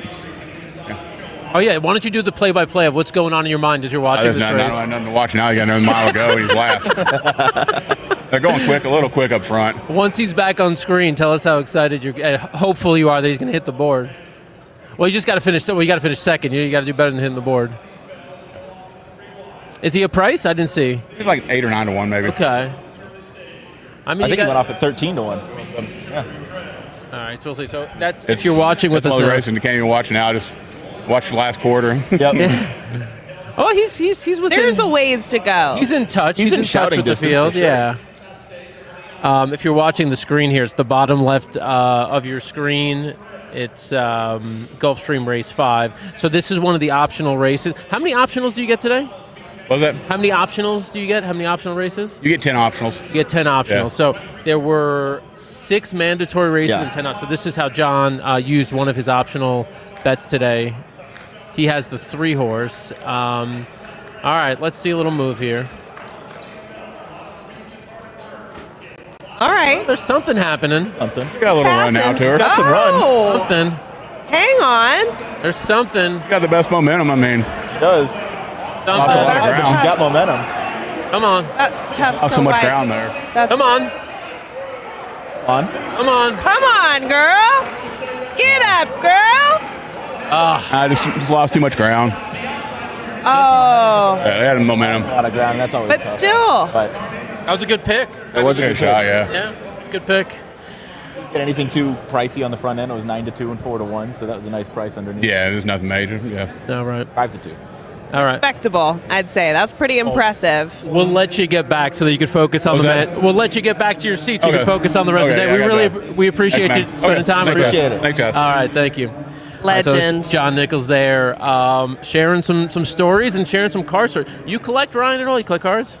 I did as a kid, like for fun. Like we always loved to collect baseball cards, but I never really got too into it. Well, guess what? By the end of this weekend, Oh, I you know. might be held against your will Stay to away do from a Greg. card break with Dan and Greg. All right, well I'll be on my toes. I'll be ready. So we got one quote here from Andy. I'm in agreement with the clocker. Have to include visual assessments. I'd like to wait until I've seen them in the paddock. So I think that's my mom. Oh my God, that is your mom, isn't I think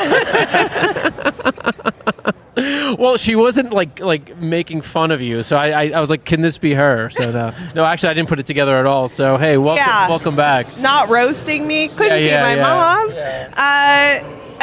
Annie.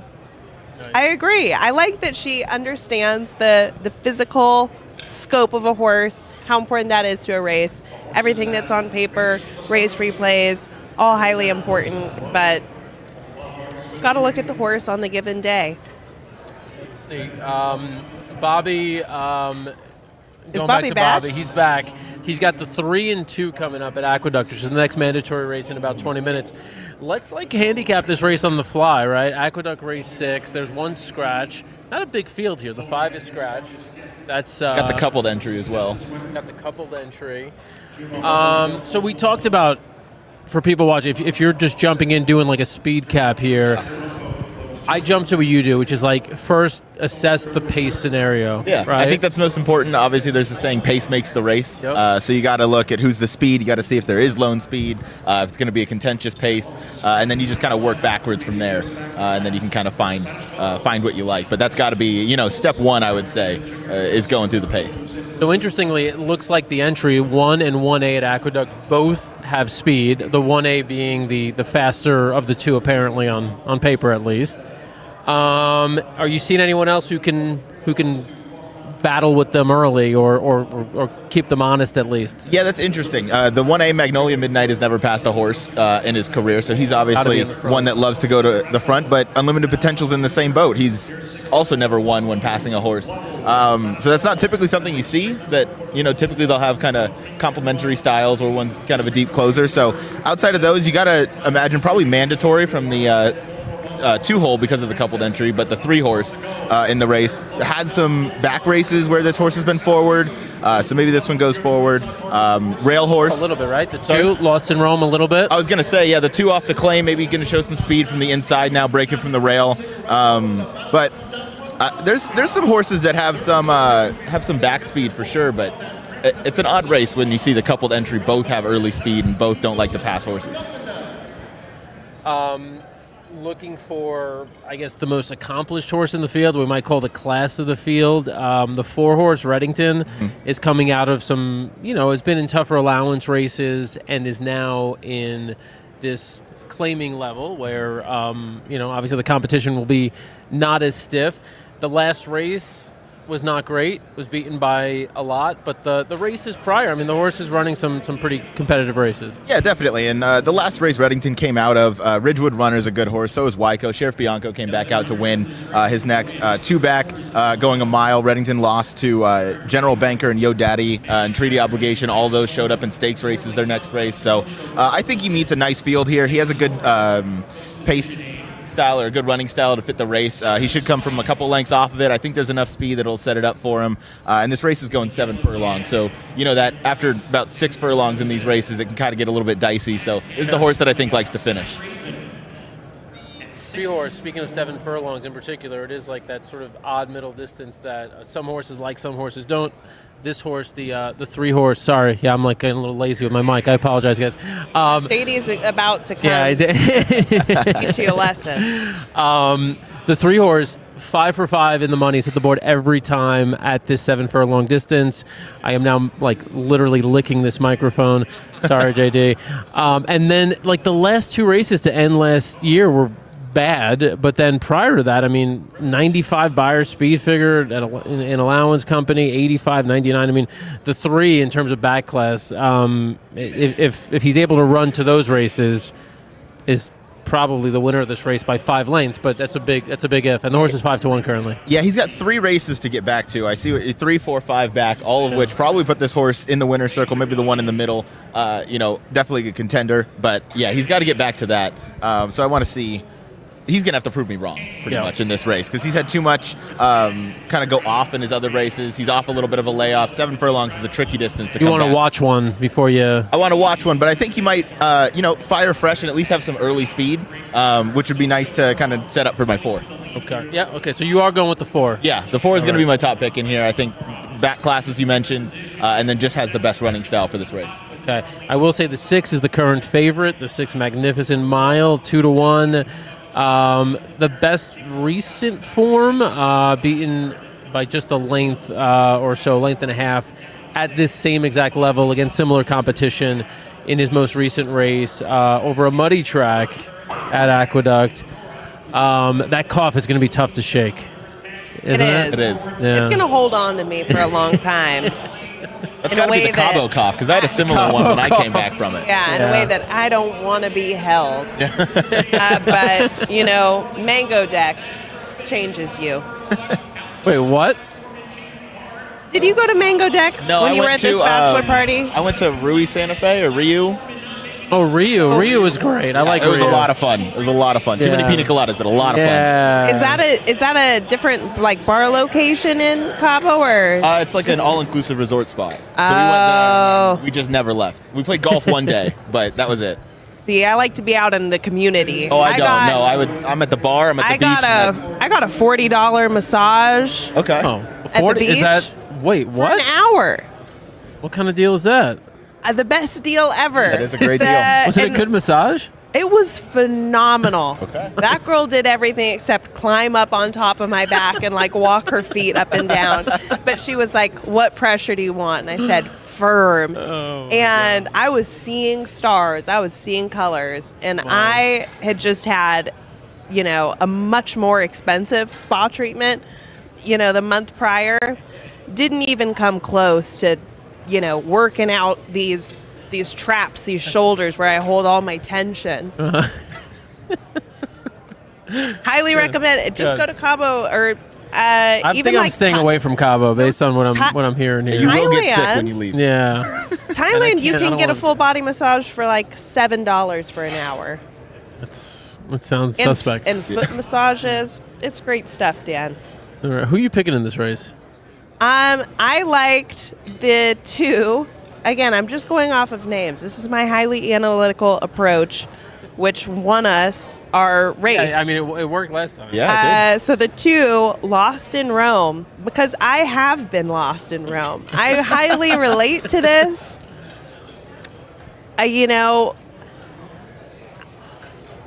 That's my. That's really all I've got. I see that you circled things. I don't know what Well, you're. I circled because I thought this horse might have had a little bit of pace to press the entry. Yeah. Yeah, I agree, and I will say this horse 2-back lost to Magnolia Midnight, but beat Magnificent Mile, who's your current favorite. Magnolia Midnight's the 1A in here, so I mean I know the buyer speed figure came up a little light, but Wayne Potts can improve them a lot off the claim. This horse went 2 turns last time out. I don't think that's what this horse wants to do, so maybe cutting back is going to be the answer. All right, there you have it. Thank you guys for backing up with real, concrete reasons why Lost in Rome. I'm with you. I mean, I don't think this horse is impossible. I think this horse got a shot. I like it. And to your point, like Wayne Potts off the claim, I think that's a fairly strong angle. All right, so if you're watching right now, we are. What are we? 10 minutes from this? 15 minutes? 12 minutes? Yeah, 12 minutes away. Until okay, Bobby's back. Hold on. Bobby's giving us 2 races at a time now, which I really like. There we go. He really took your words seriously. I Oh, like and it. we're jumping tracks. We're going to Tampa. I mean, hey, money to be made everywhere. So we like it, Bobby. All right, race 7. He likes the 10 and the 2. Jot these down in your notes. Bobby gave us a nice horse earlier. So Tampa 9, he likes the 8 and the 5.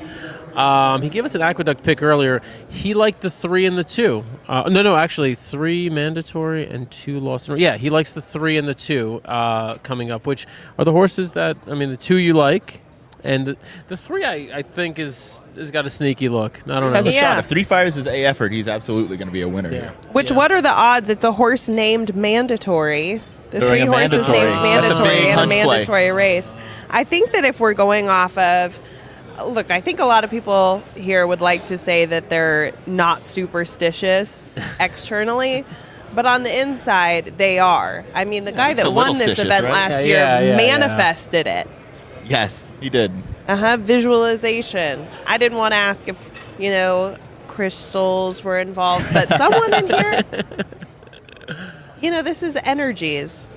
A horse named mandatory in a mandatory race. Yeah, and just saying. It would be you that noticed that after we're staring at this program for 20 minutes and not picking up on that thing that's just looking right back out us.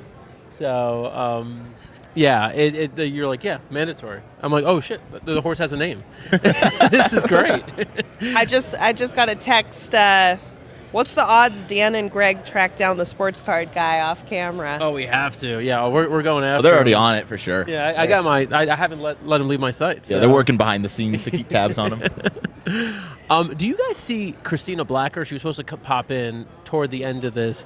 I think she said she was with Bick. If you see, I mean, you don't have to run off that far. I mean, if you see her, yeah. So that's a little tease for those of you who know Christina Blacker. She's gonna join us on the set here to close this out. We're gonna close this out like in about 15-20 minutes. Be back tomorrow, as I said earlier. DRF is still potentially working on some coverage, so there's a chance you'll be able to kind of jump over to them, watch them the rest of the day, and then catch them tomorrow morning. And then we'll be back here tomorrow at 2 p.m. Pacific, 5 Eastern. I like it. I'm excited. I'll be here to open the show from what I was told last time I was sitting here. So I'll be ready for it. You told me you roll with the punches, so they're going to be right. Lots of punches. As long as I get out of bed and I'm not too violently hungover, I'm here and I'm alive. So Is this the first drink of the day? Yeah. I needed coffee to start my day. Well, what did yesterday look like for you? Woke up at 4 a.m. in San Diego. Went over to the airport, caught my flight, left at like 6. Got here around 7:30. Came in the hotel, went right over there, started handicapping and playing in the qualifier. Day ended. We went to the casino, or we went to dinner at Mon Ami Gabi. Yeah. Name of the place? Gabi. Yeah, that place. Terrible Nailed it. pronunciation by me, but you nailed it. What did you eat? I don't. The thing Steak. is. Had the hanger steak there. It was fantastic. Oh. Nice. Yeah. After that, we all just hit the casino floor at the hotel here at the Horseshoe, and that was all she wrote. We were there till maybe 1:30, and What's the game of choice? for me, blackjack. I'm not a big casino guy, so Oh God! I'm not a huge Is this how casino you guy. met Dan not last night? surprisingly. I met him with horses, but no, Are you playing the free bet blackjack or the regular did blackjack? a little bit. We did a little bit yesterday. I'm not a huge casino gambler. Yeah. But I'm always, I'll be behind my friends and cheer them on and whatnot. Yeah, no doubt. Yeah, I mean, so let me just, I guess, do a little personal story time. Love this. I'm the child of two serious gamblers. My dad got me into horse racing. Like, my parents were divorced really early, so like on the weekends I go to him, and we do one of two things: we either watch baseball or we'd bet on horses, right? Like, he'd go to the OTB, get some tickets, we'd come home, we'd watch a few races, especially on big race weekends. My mom, casinos, so I got that from her. There are times, so like, it's bad because like if I'm doing bad in horse racing, I could always go to the casino. Oh, Jesus. If I'm doing bad in the casino, I'm like, you know what? What am I doing? I'm an analytical person. Like, I need to handicap. This is the most sophisticated form of gambling, right? Like, exactly. I can figure. This is actually. This is something you could figure out if you're smart. That's right. And That's then when I called realize, delusion. then when I realize I'm not smart, I go back to the casino. So that's been my life, like bouncing between various forms of gambling. This has always been the most exciting. Like, there's no amount of money I could win playing a hand of blackjack that's going to be as exciting as picking even like an 8-to-1 shot in a horse race. There's no excitement like it. Yeah. Especially because at the end you get to say you were right and you beat everybody else in the room or all your friends or whoever else you're betting against. You got to say you were right. So that's kind of what matters most at the end. 100%. Joe's asking a question. He's asking if we have a link for the DRF coverage. We don't have it. Best recommendation would be to go to drf.com and check them out on social media. Again, they are having some technical issues from what we understand, but they're still trying to get live this afternoon. And if they don't, they might very well be live tomorrow morning. Like I said, you can watch us here tomorrow starting at 2 Pacific. And that's a big time because that's going to be the time when things really get intense in here. People are going to be totally ramping up right about then. Totally locked in. Let's see. And then Bobby says he thinks he might be onto something. Yeah, and that's the horse that we're seeing on screen right there, that chestnut, number 3. Mandatory. Thank you. I think that there might be Thank you, something sir. there, too. I mean, this is a great tell. betting race. Looking at this betting board, this is awesome. Obviously, the coupled entry is going to take a lot of money, but outside of that, you have a lot of good prices that'll be nice in this tournament. Yeah, it's just it increases the likelihood that everybody else is also going to have those prices and rise through the ranks with you. All right, Greg has set something up for us, which is pretty cool. We hadn't seen this yet. This is the actual leaderboard, so we could take a look at who's doing what. I don't know if we recognize any names here. Daryl Lacey. Let me see if I could full screen this. Maybe it'll be a little easier. There we go. Daryl Lacey in first with 64. Steven Spinelli with 2 entries. In that second spot. Wow, and he's played them both the same. Oh, yeah. I mean, he must have, right? He has exact same amount. Must have some good, strong opinions. I like it. Yep. Tom Quinones. I don't know if you know him. I don't know if he's still with DRF. Was with DRF. Great guy. Really cool to see him. Billy! Billy's 5th. No way. Where is he? Oh, my God. This was, for those who you were just tuning in, this was the guy who came on at 9 in the morning with a Bloody Mary and said that he was up all night drinking and did not handicap a single race. Yes, So, he said, if people think that this is hard, be serious. We watch horse races all day. Yeah, he just came in, technically in 4th, Greg says, because of those 2 entries that are tied up. And yeah, he came straight from the Ocala 2-year-old sale in Florida, slept the whole 5 hours to get to Vegas, partied all night, had a Bloody Mary in his hand, was like, I don't even know when the races are. My buddies just told me, hey, we'll tell you when they're going off. Hadn't looked at a single thing. I would love love if you made this. a run, This is yeah. backing my platform of no Yeah. thoughts, just vibes. There you go. Yeah. Big time. I Billy. did see Michael Abernathy, who we had up here on the set. He was the Rookie of the Year this past year. He was on the set with us about an hour ago or so. He's in the top 30. So awesome. Guests of the show are doing well. So if anything, this is a sign that you just go make some bets. Yeah, right. I got to start making bets. My strongest opinion's in the second half of the day, so I'll get to that a little bit later. But on first glance, I liked everything I saw later. But nice. All right. So this is the leaderboard right now. Darrell Lacey in first with 64, but that's going to change a ton between now and the end of the day. There's still 4 more mandatory races. John mentioned there were 10 total optional. So you got 16 races. Most people Yeah. probably aren't through more than 5 or No. 6 at the absolute most. So it's gonna going to change a lot. And There's going to be a lot of movement. So They're going to be shaking them up. 5 races from Turfway today too, I believe, and those races could be anything. Anything. Yeah. Could be Yesterday anything. was like a 16-1 in the one race. We are waiting for one more guest. She may or may not show up. We'll see. If she doesn't, then she's like, I'm going to go. The other thing we're waiting on is lunch. The downside of being where we are is that they've laid out the buffet right in We have front a of front row seat to a buffet. that we can't eat right now. I'm making sure that nobody is sneezing, that nobody's double dipping. I'm keeping a hawk's eye view on things just for be you us. coughing on everything when you get over there. Exactly. Just me. Her I'm just germs giving don't it matter. Cabo seasoning. Yeah, Cabo seasoning. But in the meantime, I mean, things are probably heating up in this room here. Yep. Oh, if we look over to where the machines are, where everyone are placing, Everybody's flocking over. Their mythical $2 win place bets. And then you see over here, everybody's getting ready to play some cash on the side too. Yeah. So fear not. While everyone is playing in this contest, there is still ways to make actual real bets on the races in here. From what it sounds like, nobody that is really locked into the contest breaks off and also does those bets. I don't know. It doesn't seem like I mean, I found yesterday when I was doing that last chance contest, I was like, I want to bet this horse in the contest, but I'm like, I don't know. This is probably too far of a stretch. Let me just bet my actual money in a separate bet. So I'm thinking some people do do I can guarantee there's one person, I think his book is sitting over there, but Matt Miller, obviously he loves his cash plays on the side. Everything's the contest is like an afterthought for him. It is, yeah.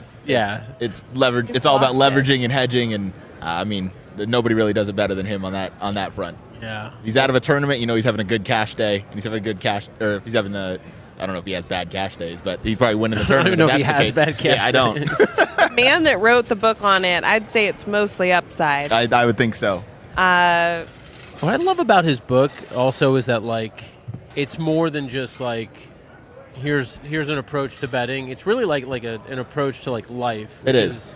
Try to find whenever you find a challenge in your life or like a question that you're trying to figure out the answer to, take yourself out of your normal process for answering it and try to find a different solution or a solution that's different from the way other people might approach it. Yeah, and his approach in the book is great because he'll give like a real life kind of anecdotal experience of what he went through and then how that relates to either gambling, betting, or life in general. And there's a lot to take from it, so it's an awesome book. I remember the example he gave of like hanging his like coat up on like a fence post or something like that. Do you remember that one? I do. I was like, that's kind of crazy. But he's like, what, is someone going to steal my jacket? Like, whatever. Like, I'll just leave it here. He's like, I don't want to bring my jacket in. He's like, I'm going to be hot if I bring my jacket in with me.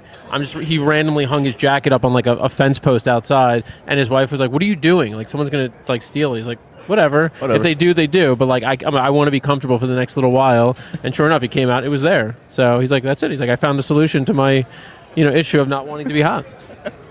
Genius. But seriously, it's like most people wouldn't do that. No. No, never. Yeah.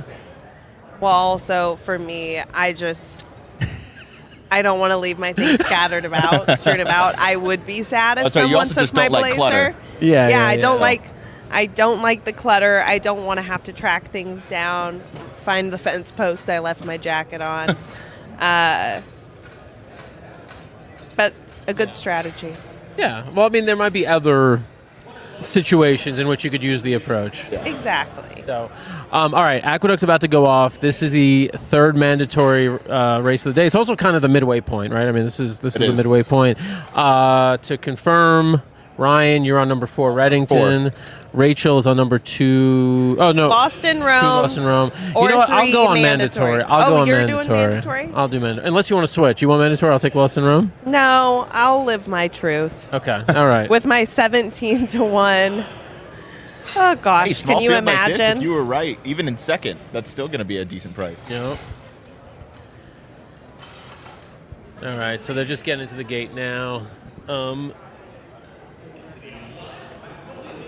Oh, they are? Okay. Okay, cool. So we just got an update. DRF is live. And are you seeing it on, what is it on? It's on YouTube. All right, so if you go to Daily Racing Forum's YouTube, after this race, you'll be able to watch coverage continuing from the NHC on Daily Racing Forums. All right. All right, so they're off. The 7, President Z, not who I thought would be on the lead. Not at all, but is out there nonetheless. 1A, Magnificent Mile, decided to take the lead. So, Reddington, I like where the 4 is at right now. And you got 9-2. Magnolia Midnight is the 1A. Yep. Magnificent Mile is the 6. He's sitting pretty nicely on the outside. They don't seem to be flying on the front end, though, for going 7 furlongs. They seem to be going pretty reasonable. So I don't love where the 3 is. I mean it could be worse. You could be my. My 2 is actually. Good. Lost trying a little bit, maybe. It looks like he's running in slow motion a little bit. Yeah, no, he's done. He's done. Actually, the 3 might be in better. No, they're both done. Yeah, I think it's down to you, Ryan. It might be, but our last hope. Magnolia Midnight looks pretty comfortable, and Unlimited Potential found out how to pass a couple horses here. He also looks like a major like the entry threat. might finish 1-2. No, wait, here we go. Little move from mandatory on the outside. You got way too much to do, I think. Emphasis on little move by mandatory. Very little move.